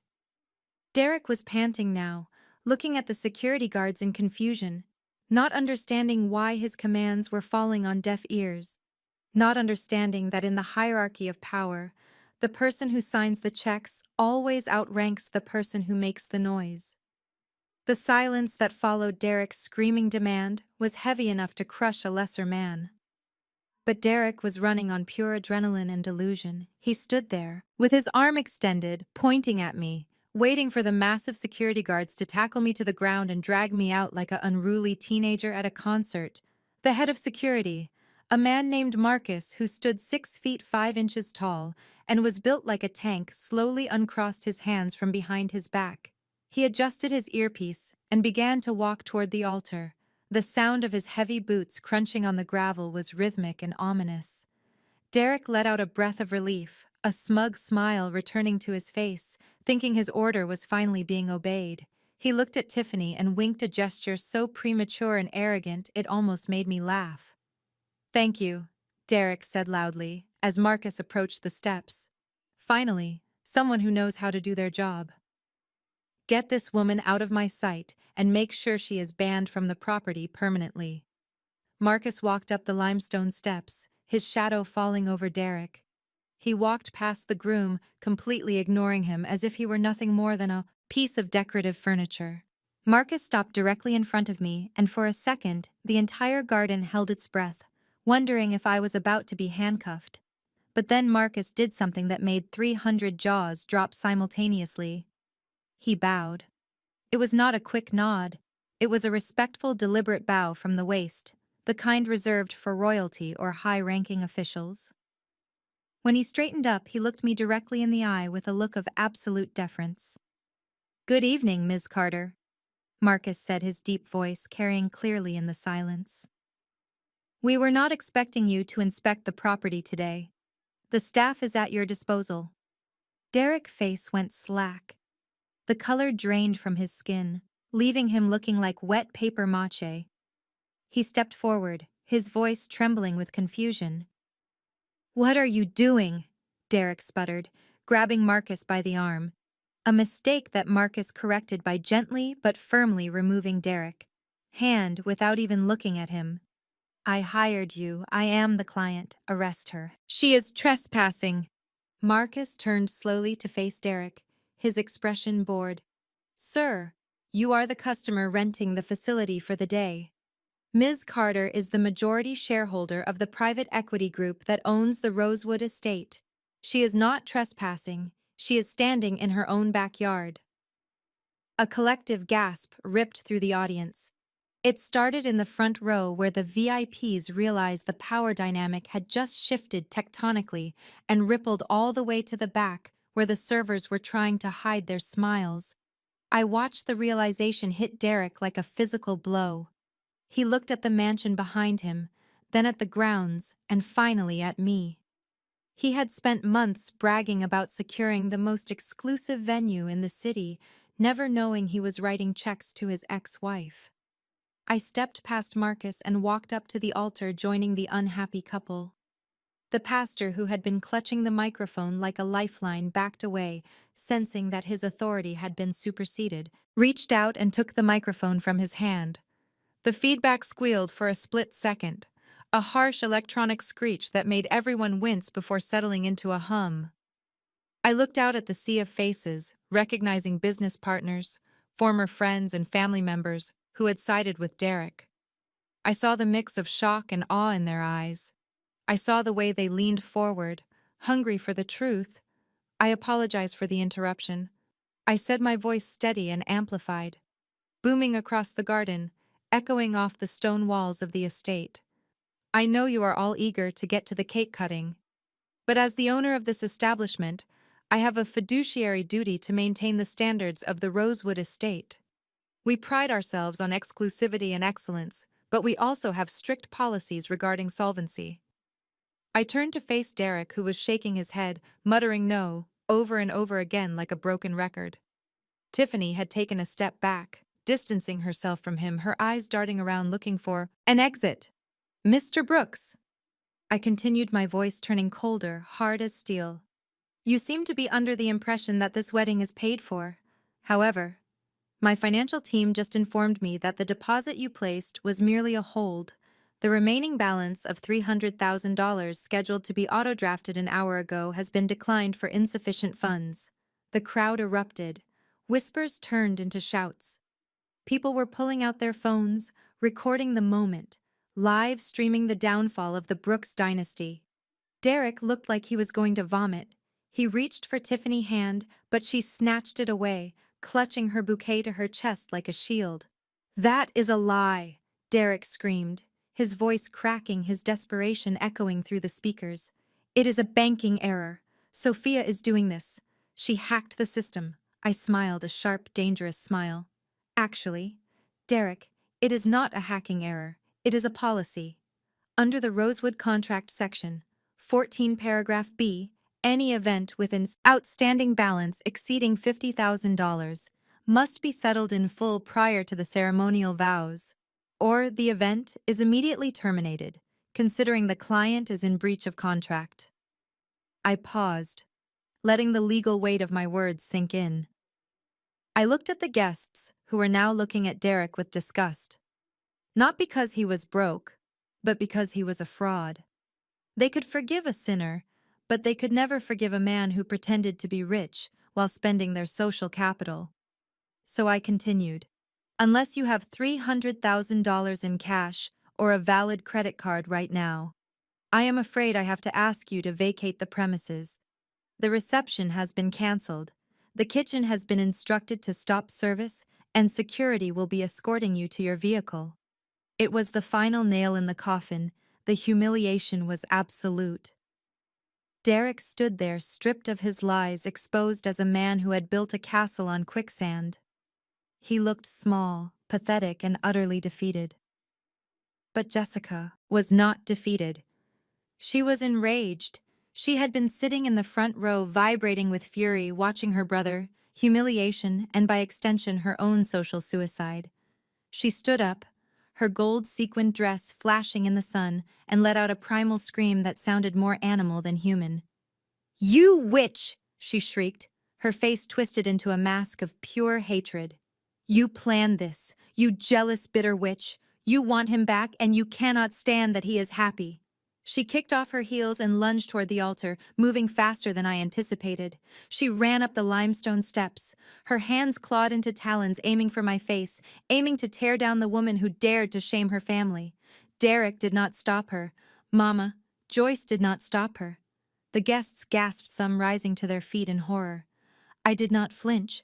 I did not step back. I simply watched her come, knowing that I was protected, knowing that I was untouchable. Before she could get within 5 feet of me, Marcus moved. He did not tackle her, he simply stepped into her path like a wall. Jessica slammed into his chest with a thud that was audible over the microphone. She bounced off him, losing her balance and flailing her arms, trying to grab onto something to steady herself. But there was nothing to grab. She fell backward, tumbling down the 3 stone steps, landing in a heap of gold sequins and humiliation on the grass, right at the feet of the mother of the bride. Security, Marcus said calmly, speaking into his wrist microphone. We have a code. Red escort, the sister of the groom. Off the premises, immediately. Assault on the owner. 2 more guards materialized from the shadows, lifting Jessica up by her arms as she kicked and screamed, cursing my name, threatening to sue, threatening to kill me. It was a scene of utter chaos, a stark contrast to the elegance of the venue. As they dragged her away, her screams fading into the distance, I looked back at Derek. He was staring at the spot where his sister had fallen, his mouth open, his eyes vacant, looked at me, and for the first time I saw genuine fear. He realized that this was not just a breakup. This was not just a divorce. This was an eviction from the life he thought he deserved. I brought the microphone back to my lips, my voice calm, contrasting with the madness that had just unfolded. Does anyone else have an objection to the policy? I asked, looking directly at Mama Joyce, who was shrinking into her seat, clutching her purse as if I might confiscate that too. Silence, absolute silence. Good, I said, handing the microphone back to the trembling pastor. I believe we are done here. Please clear the venue in 30 minutes. The sprinklers are scheduled to turn on at 7 o'clock, and I would hate for anyone designer outfits to get ruined.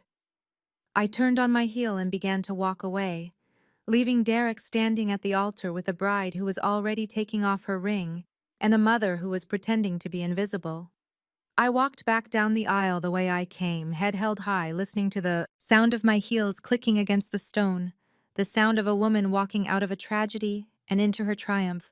Đây là phần kịch bản tiếp theo cho phần 11 cú quyết thể định mệnh thế decline. Nội dung được viết liền mạch tập trung vào chi tiết tâm lý và hành động để tạo cảm xúc mạnh nhất cho giọng đọc AI.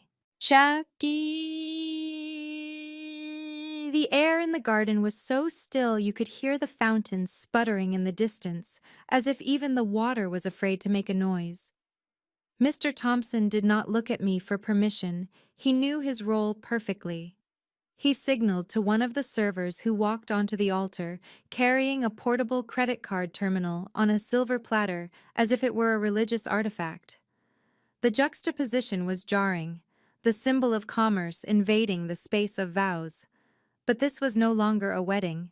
It was a transaction, and the bill was overdue. Mr. Thompson picked up the machine, his movements precise and unhurried.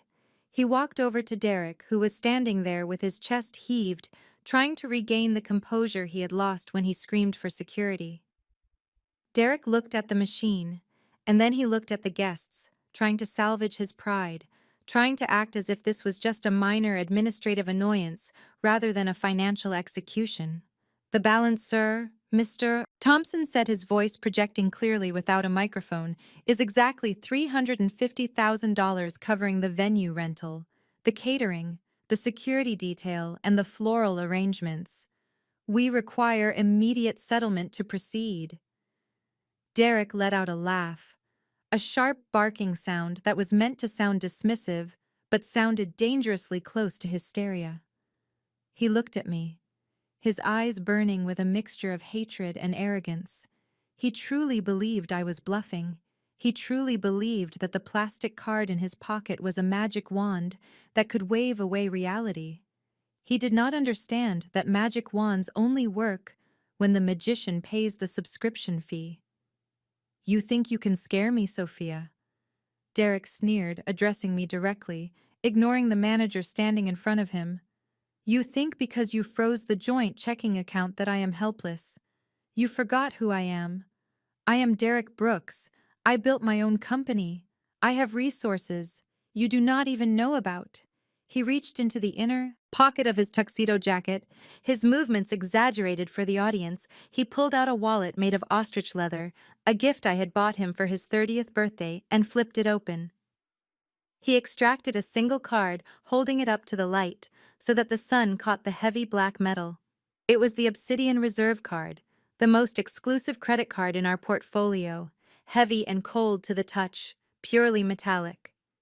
Do you see this? Derek shouted, holding the card up for the back row to see. This is a $1 million limit. This is power, Sophia. You might own the building, but I own the bank account. Run it. Thompson, run the whole thing. Add a 20% tip for the staff, just to show my ex-wife how little 300 grand means to me. The crowd murmured, impressed by the display. The obsidian card was legendary, a status symbol that few people actually saw in person. For a second I saw doubt flicker in the eyes of the guests. Maybe he was telling the truth. Maybe I was just a bitter ex-wife, trying to ruin his day. Jessica stood up from the grass where she had fallen, brushing off her dress, looking at her brother with renewed hope. Mr. Thompson took the card, his face impassive. He did not look impressed. He looked like a man who was about to euthanize a sick animal. He keyed in the amount, his fingers moving quickly over the rubber buttons. 350000, enter. He turned the machine toward Derek. Please insert the chip, sir. Derek snatched the machine from him, almost dropping it in his haste. He jammed the metal card into the slot with aggressive force, staring at me the entire time, a smirk playing on his lips. Watch and learn, Sophia, he muttered. Watch me buy you and sell you. The machine lit up, processing the transaction. The little digital dots on the screen spun in a circle. 1 second, 2 seconds, 3 seconds. The silence stretched so tight, I thought it might snap. Derek tapped his foot on the stone floor, impatient, confident. And then it happened. The sound was gun. Not loud, but in the quiet garden, it sounded like a gunshot. A flat, harsh electronic tone that signaled rejection. Beep! Derek frowned, looking down at the screen. He shook the machine slightly as if it were a broken toy. Chip error, he announced, loud enough for everyone to hear. The chip is dirty. It happens with these metal cards. Your machine is cheap. Thompson. Mr. Thompson did not move. He simply waited. Try it again, Derek said, his voice rising in pitch. Run it again. He pulled the card out, wiped it vigorously on his tuxedo jacket, leaving a faint smudge on the expensive fabric, and jammed it back into the slot. This time he pressed the card down with his thumb, forcing the connection. Staring at the screen, willing the laws of mathematics to bend in his favor, processing. The guests leaned forward, holding their breath. Tiffany was chewing on her lips so hard, I thought it might bleed. She looked at the machine, then at Derek, then at the exit. She was doing the math in her head and the numbers were not adding up. Beep. The second rejection was louder, or maybe it just felt that way because the hope in the room had vanished. The screen flashed a message in bright red letters that Derek could not ignore. Declined code, do not honor. Derek stared at the words, his mouth opening and closing like a fish out of water. He looked at the card in his hand, as if it had betrayed him personally, as if the inanimate object had suddenly grown a conscience. This is impossible, he whispered, but the microphone picked it up, broadcasting his despair to the entire estate. I have a limit. I have $1 million limit calling the bank right now. He pulled out his phone, fumbling with the screen, his fingers trembling so badly he dropped it once before picking it up. He dialed the VIP concierge line, the number that was supposed to connect him instantly to a personal banker. He put it on speakerphone, wanting everyone to hear the bank apologize for the error, wanting to vindicate himself. The line rang once. Then an automated voice filled the garden, cool and detached. We are sorry the account associated with this number has been closed due to a request from the primary account holder. If you believe this is an error, please contact the fraud department. Goodbye. The line went dead. The dial tone hummed for a second before Derek cut it off. The silence that followed was absolute. It was the silence of a balloon that had finally popped. It was the silence of 300 people realizing they were attending a fraud. Derek looked up, and for the first time, he did not look at me with anger. He looked at me with confusion, genuine, childlike confusion. He held up the black metal card, the symbol of his manhood, his success, his ego. "But it is my card," he stammered, looking at the guests, pleading for someone to believe him. "It has my name on it, Derek Brooks. It says it right here." Mr. Thompson gently took the machine back from Derek, loosening his grip, finger by finger. He looked at the screen one last time, then looked at Derek with a pity that was worse than scorn. "The card may have your name on it, Mr. Brooks," Mr. Thompson said, his voice quiet but amplified perfectly. "But the credit line does not. The machine is telling us that the authorized user privileges have been revoked." Authorized user. The phrase hung in the air, heavy and damning. It was the financial equivalent of calling him a child who had lost his allowance.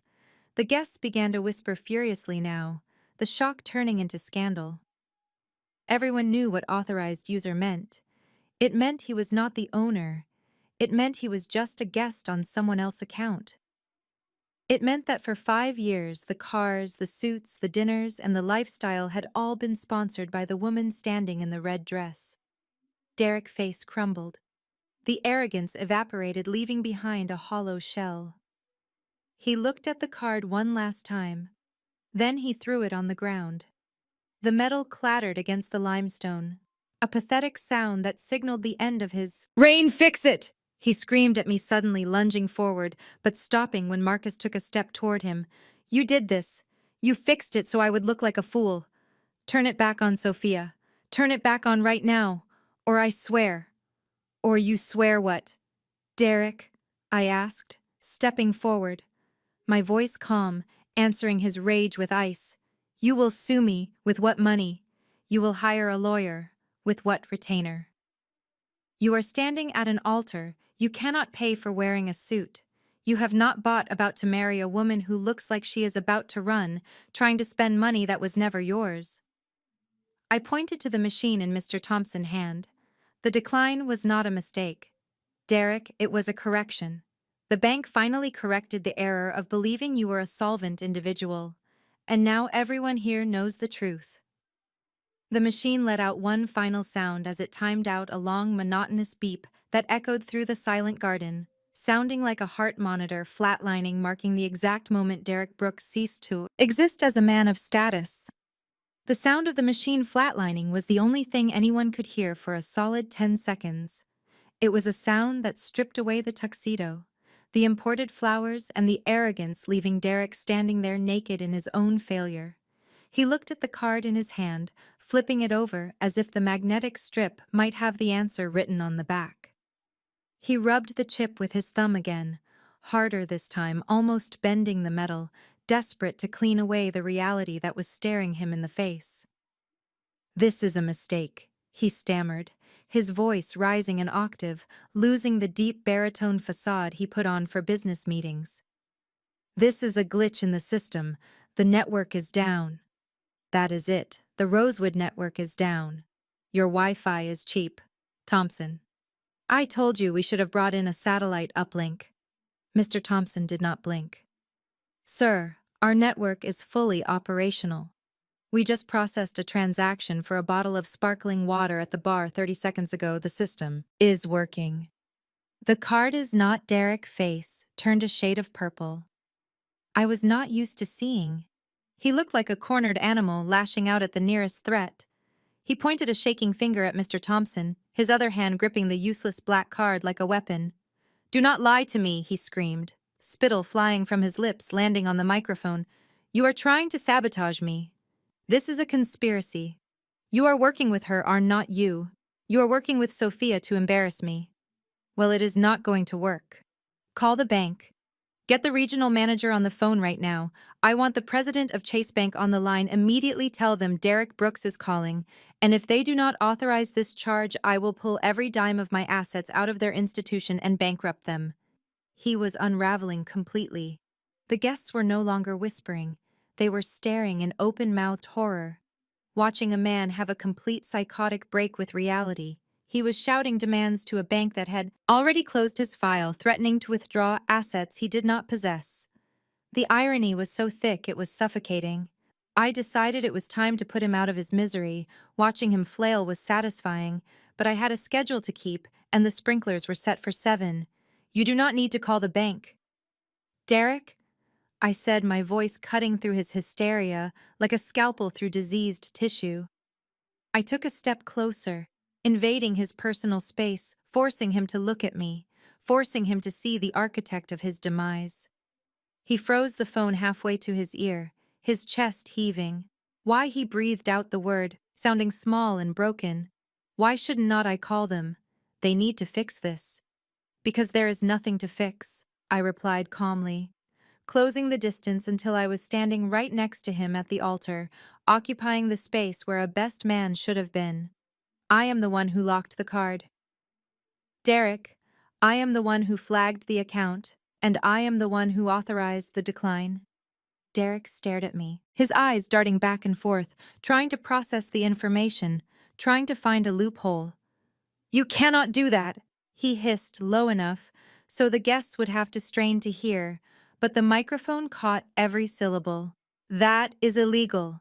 That is financial abuse. You cannot lock me out of my own money. I am a joint owner on that account. My name is on the card, and that is where you are confused," I said, holding up a hand to stop him.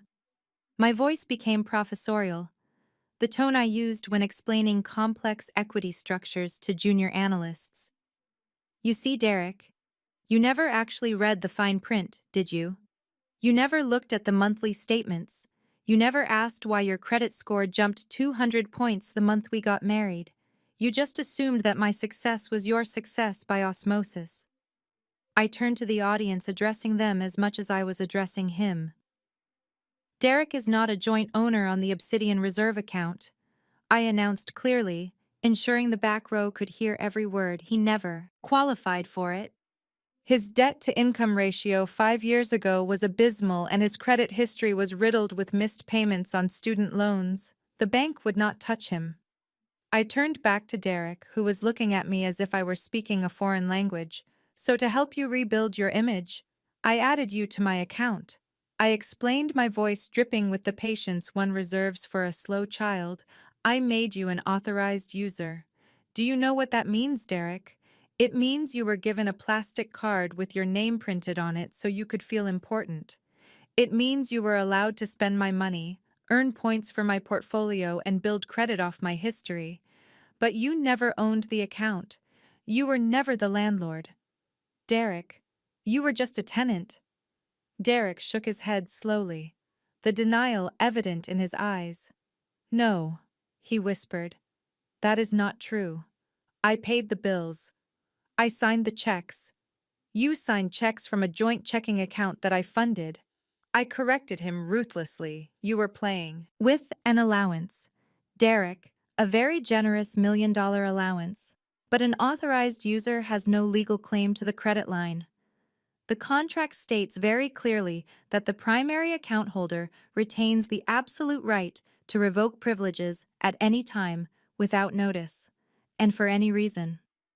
I paused, letting the legal reality sink in. I watched as he mentally replayed the last 5 years, realizing that every time he slapped that card down on a dinner table, every time he bought a suit, every time he booked a flight, he was asking for my permission. He thought he was a king, but he was just a prince playing with the queen treasury. And then I delivered the final blow, the sentence that would haunt him for the rest of his life. "And there is one more clause you missed," I said, leaning in closer, my voice dropping to a dangerous whisper. The user agreement has a specific stipulation regarding domestic changes.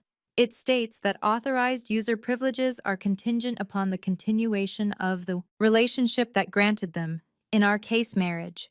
The contract says rights terminate immediately upon the dissolution of the union. I gestured to Tiffany, who was standing frozen in her crystal-encrusted dress, and then to the lavish decorations around us.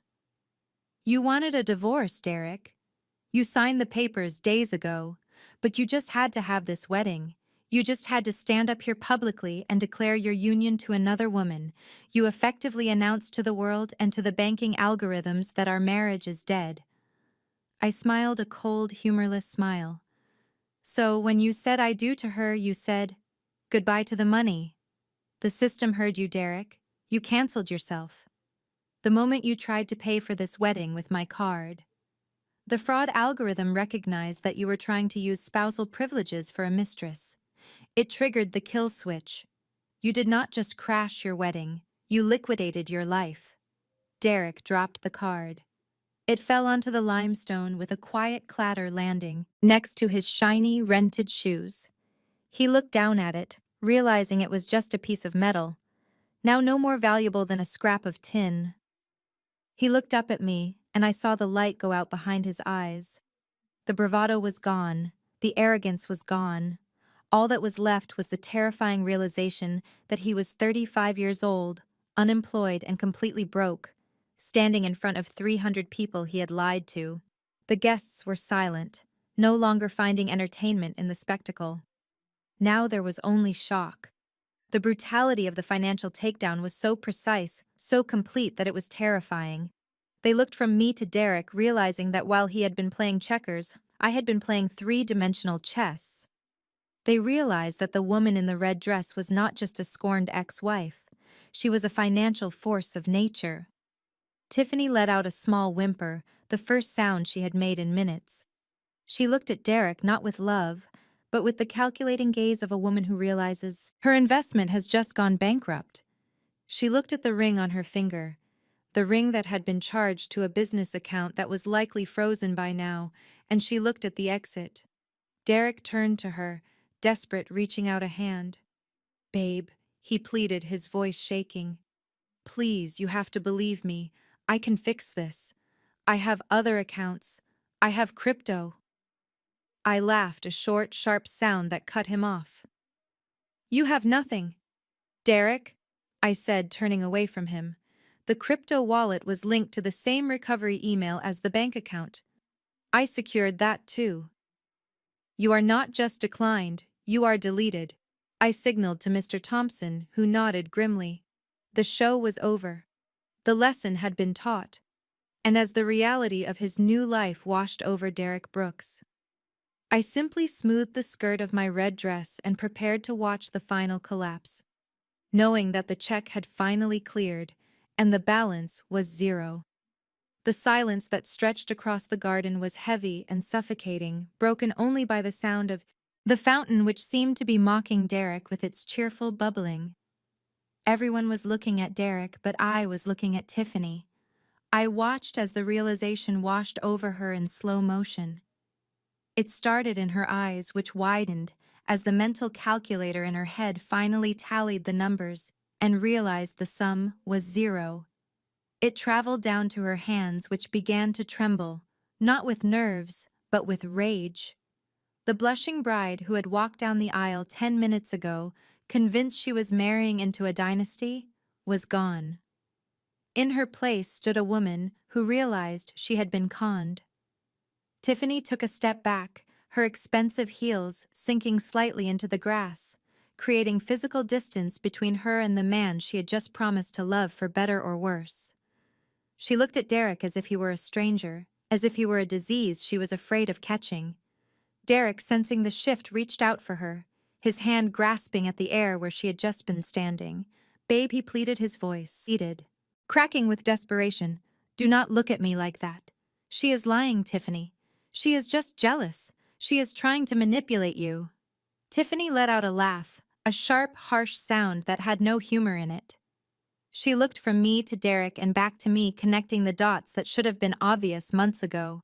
She looked at the diamond tennis bracelet on her wrist, the one Derek had given her for her birthday, and then she looked at the declined credit card machine still in Mr. Thompson's hand.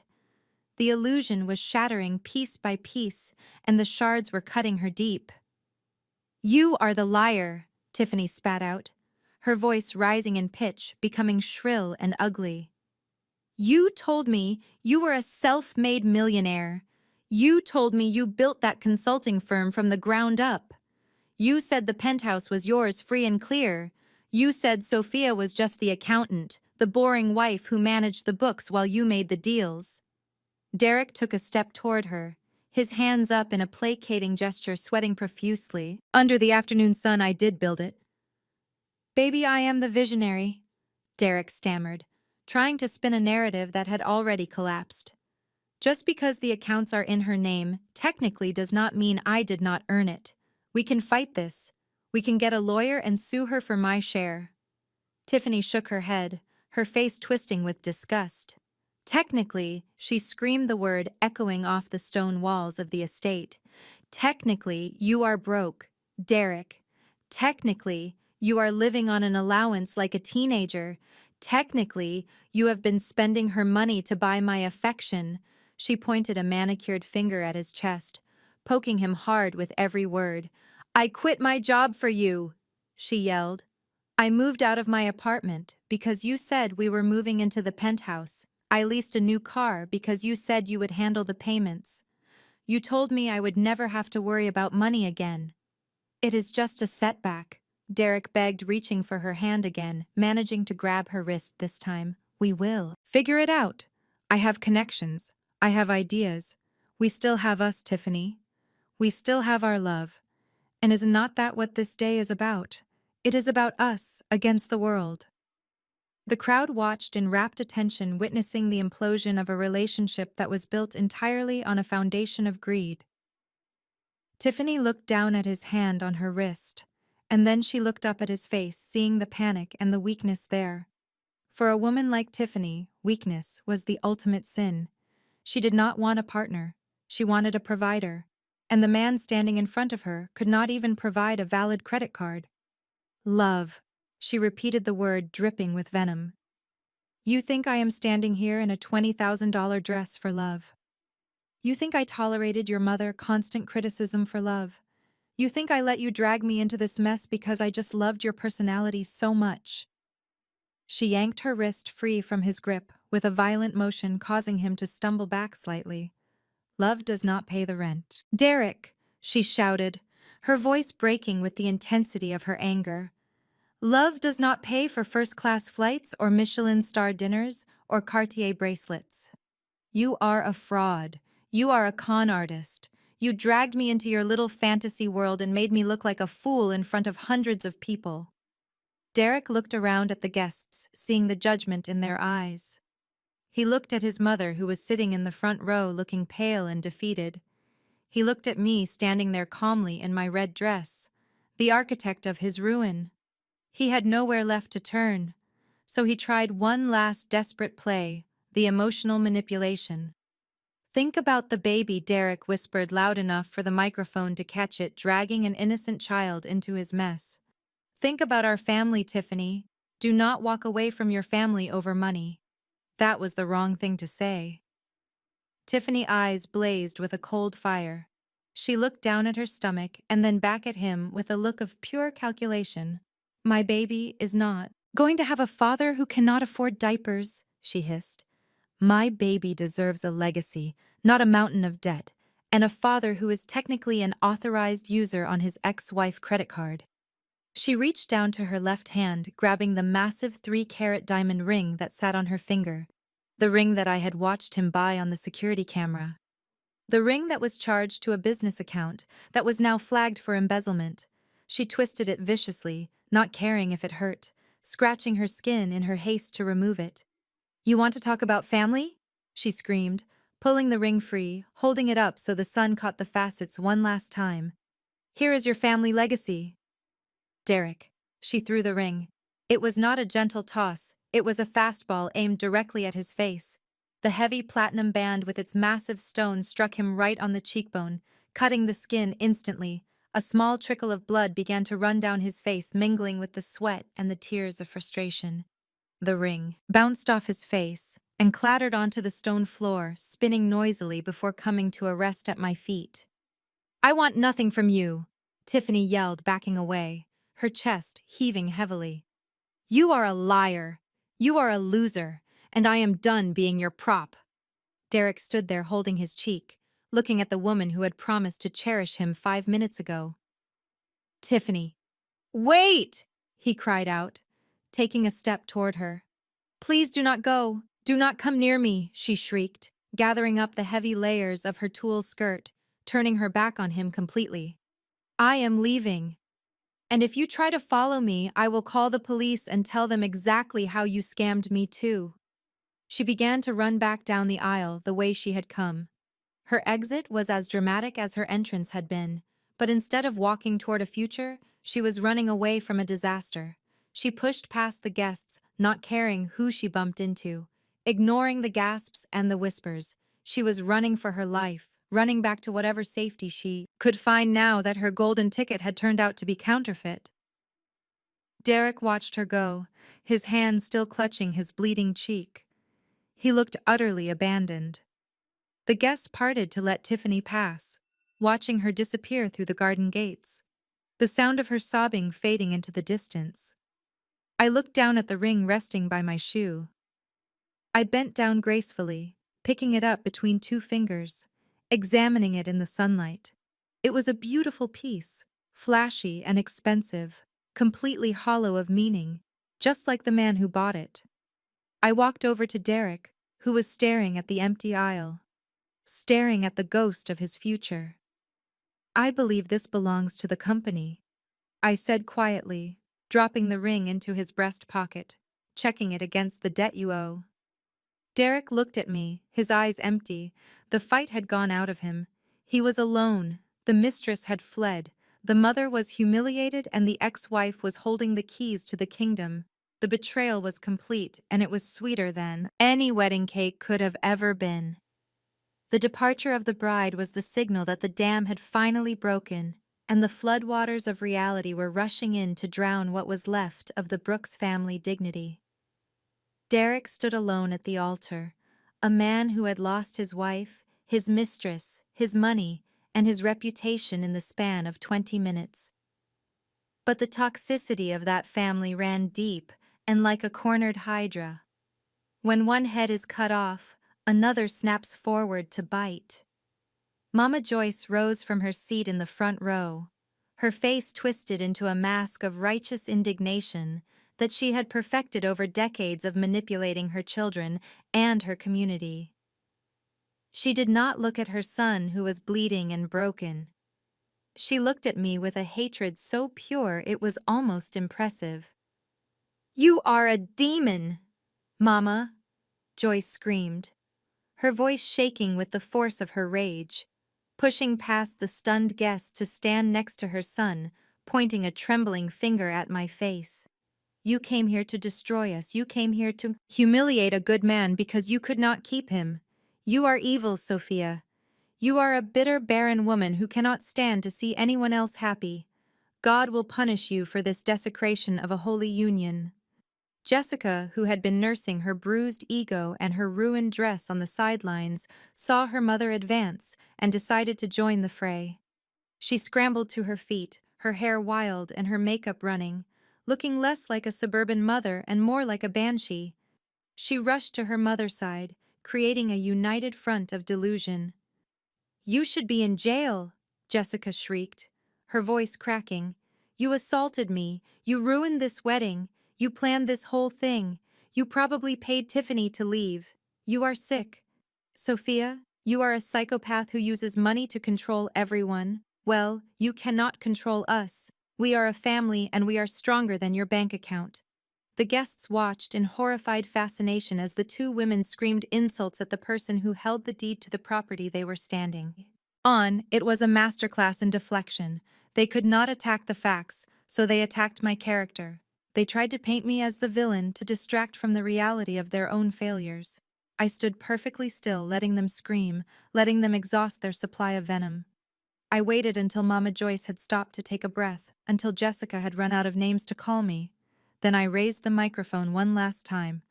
"Are you quite finished?" I asked, my voice cool and detached, contrasting sharply with their hysteria. "You have no right to speak to us," Mama Joyce spat, clutching her chest, acting as if she were having a heart attack. "Actually, Joyce, I have every right," I said, stepping down from the altar to stand on the same level as them. Looking them in the eye, I have the right of a victim who has finally decided to press charges. I turned my gaze to Jessica, who was standing with her hands on her hips, trying to look intimidating despite the grass stains on her gold dress. "You called me a psychopath, Jessica," I said calmly. "But a psychopath is someone who lacks a conscience, someone who, say, steals from sick children to fund their own lifestyle." Jessica's face went pale. The color drained out of her cheeks so fast it looked like she was about to faint. She took a half step back, her bravado evaporating instantly. "I do not know what you are talking about," she stammered, her eyes darting to the side, looking for an escape route. "I think you do." I continued walking slowly toward her, forcing her to retreat. "I think you know exactly what I'm talking about. You are the treasurer for the Brooks Family Foundation, the small charity your father started to help underprivileged youth in the neighborhood. It is a noble cause, or at least it was until you took over the books." Derek looked up from his misery, confusion clouding his eyes. "What are you talking about, Sophia?" "Jessica handles the charity. She is an accountant. She is a thief." "Derek," I said brutally, turning to address the crowd again, ensuring the board members of that very charity who were sitting in the third row heard me clearly. "Last week, when I was auditing my own finances, preparing for the divorce, I noticed some irregularities in the donations I made to the foundation. I have donated $50,000 a year for 5 years, thinking it was going to scholarship funds. But when I looked closer, I found that the money never made it to the students." I pulled a folded document from the small clutch I was carrying and held it up. It was a forensic accounting report. "I hired a forensic accountant 3 days ago." I explained, tapping the paper. His findings were fascinating. It seems that every time the foundation received a large donation, a corresponding withdrawal was made to a shell company registered in the Cayman Islands. And do you know who owns that shell company?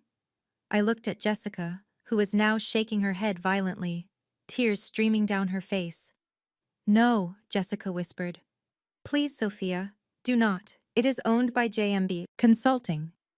I said, reading from the paper, "Jessica Marie Brooks, you have siphoned over $200,000 from the charity in the last 2 years. You used that money to pay for your BMW, your vacations to Tulum, and that gold dress you are wearing right now. You are not just a bad sister-in-law, Jessica, you are a felon." The gasp from the crowd this time was not one of shock, but of outrage. The board members stood up, their faces red with anger. People who had donated money to that fund began to shout, demanding answers. Jessica looked around like a trapped rat, realizing that her suburban camouflage had been stripped away. It was alone. She screamed, her voice shrill and desperate. "I was going to pay it back. We had expenses. Derek needed help. Mom needed the house fixed. I did it for the family. You did it for yourself," I corrected her. "And unfortunately for you, embezzlement is a federal crime." I nodded to Marcus, who was standing by the garden gate. He spoke into his radio, and seconds later, 2 uniformed police officers walked into the garden. They did not look like they were there to secure a wedding. They looked like they were there to make an arrest. Jessica saw the uniforms and broke down completely. She fell to her knees, grasping at her mother, skirt sobbing uncontrollably. "Mama, do not let them take me.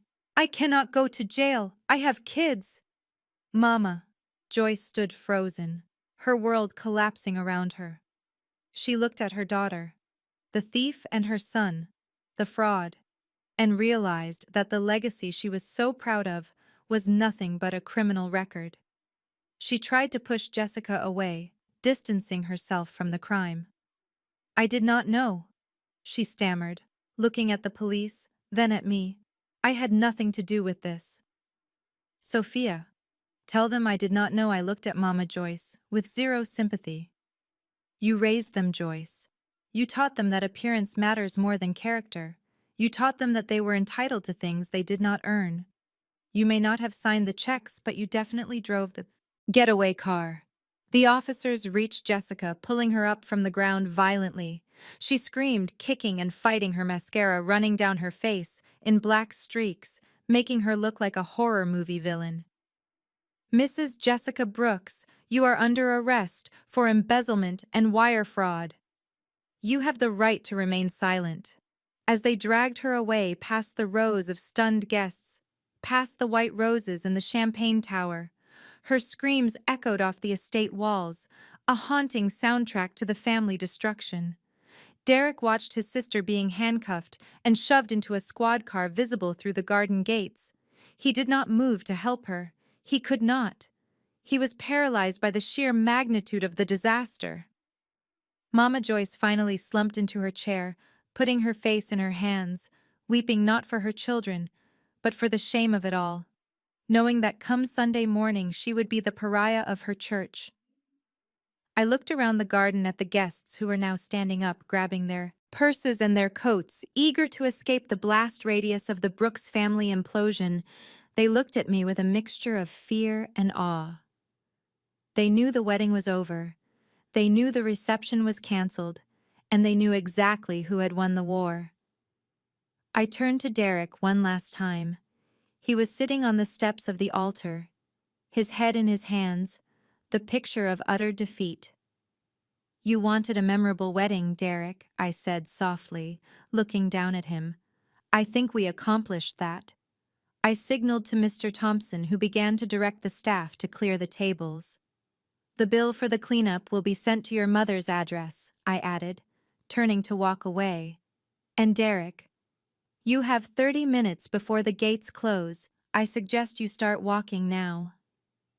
It is a long way back to the city without a car." I walked back down the aisle, the sea of guests parting for me, like the Red Sea. I did not look back. I did not need to. I could feel the heat of the burning bridges behind me, and it felt like sunshine on my back. The collapse was total. The toxicity had been excised. And as I walked out of the Rosewood estate and toward my waiting car, I checked my phone. One notification from the bank. Transfer complete. My assets were safe. My future was secure, and I was finally completely and utterly free. The smell of stale fryer grease is something that you never quite get out of your pores. No matter how many times you shower, for Derek Brooks that smell had become his new cologne, replacing the imported sandalwood scents he used to wear when he was spending my money. 6 months had passed since the disaster at the Rosewood estate, and the world had continued to spin. But for Derek, it had stopped, and then started spinning in the opposite direction entirely. He was currently standing behind the counter of a fast food franchise on the south side of the city, wearing a polyester uniform that was 2 sizes too small. The name tag pinned crookedly to his chest, reading trainee. I know this not because I visit him, but because, in the age of social media, nothing stays hidden. A video had circulated a few weeks ago of a customer throwing a milkshake at him because the machine was broken, and Derek, the man who once demanded VIP table service, had to stand there and take it, wiping whipped cream off his face, while his teenage manager screamed at him to clean it up faster. It was a brutal fall from grace, but gravity is unforgiving when you build your penthouse on thin air. His life outside of work was equally grim. He was living in a basement apartment in a neighborhood that he used to make fun of, sharing the cramped space with the only person who still tolerated him, Mama Joyce.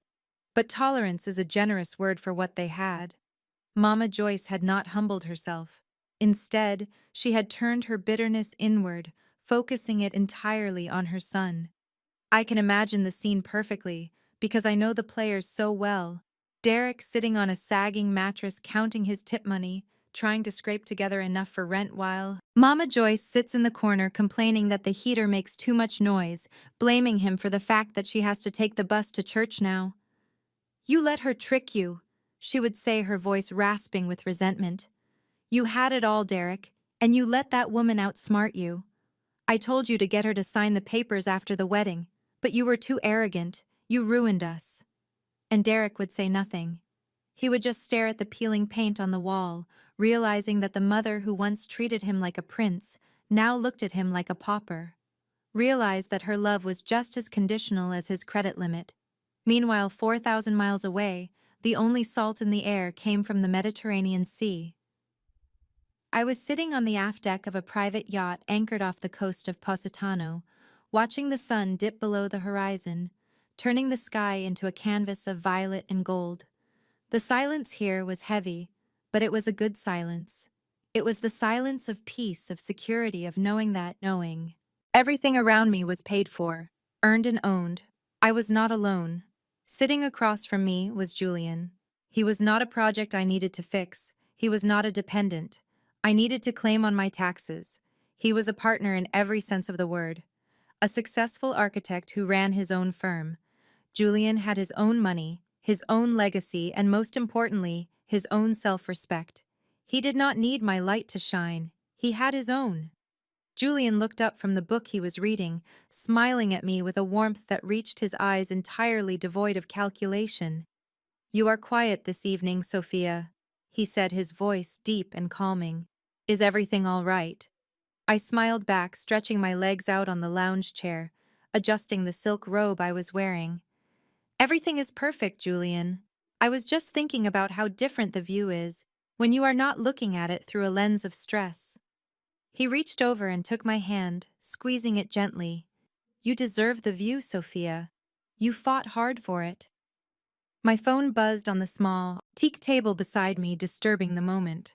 Briefly, I picked it up, intending to turn it off completely, but the notification on the screen caught my eye. It was an automated email from the bank regarding the final closure of the old joint accounts, specifically the debt recovery status. I opened the email, curious to see the final tally. The message was brief and clinical, explicitly stating that the outstanding balance of $350,000 attributed to Mr. Derek Brooks had been deemed uncollectible by the primary financial institution.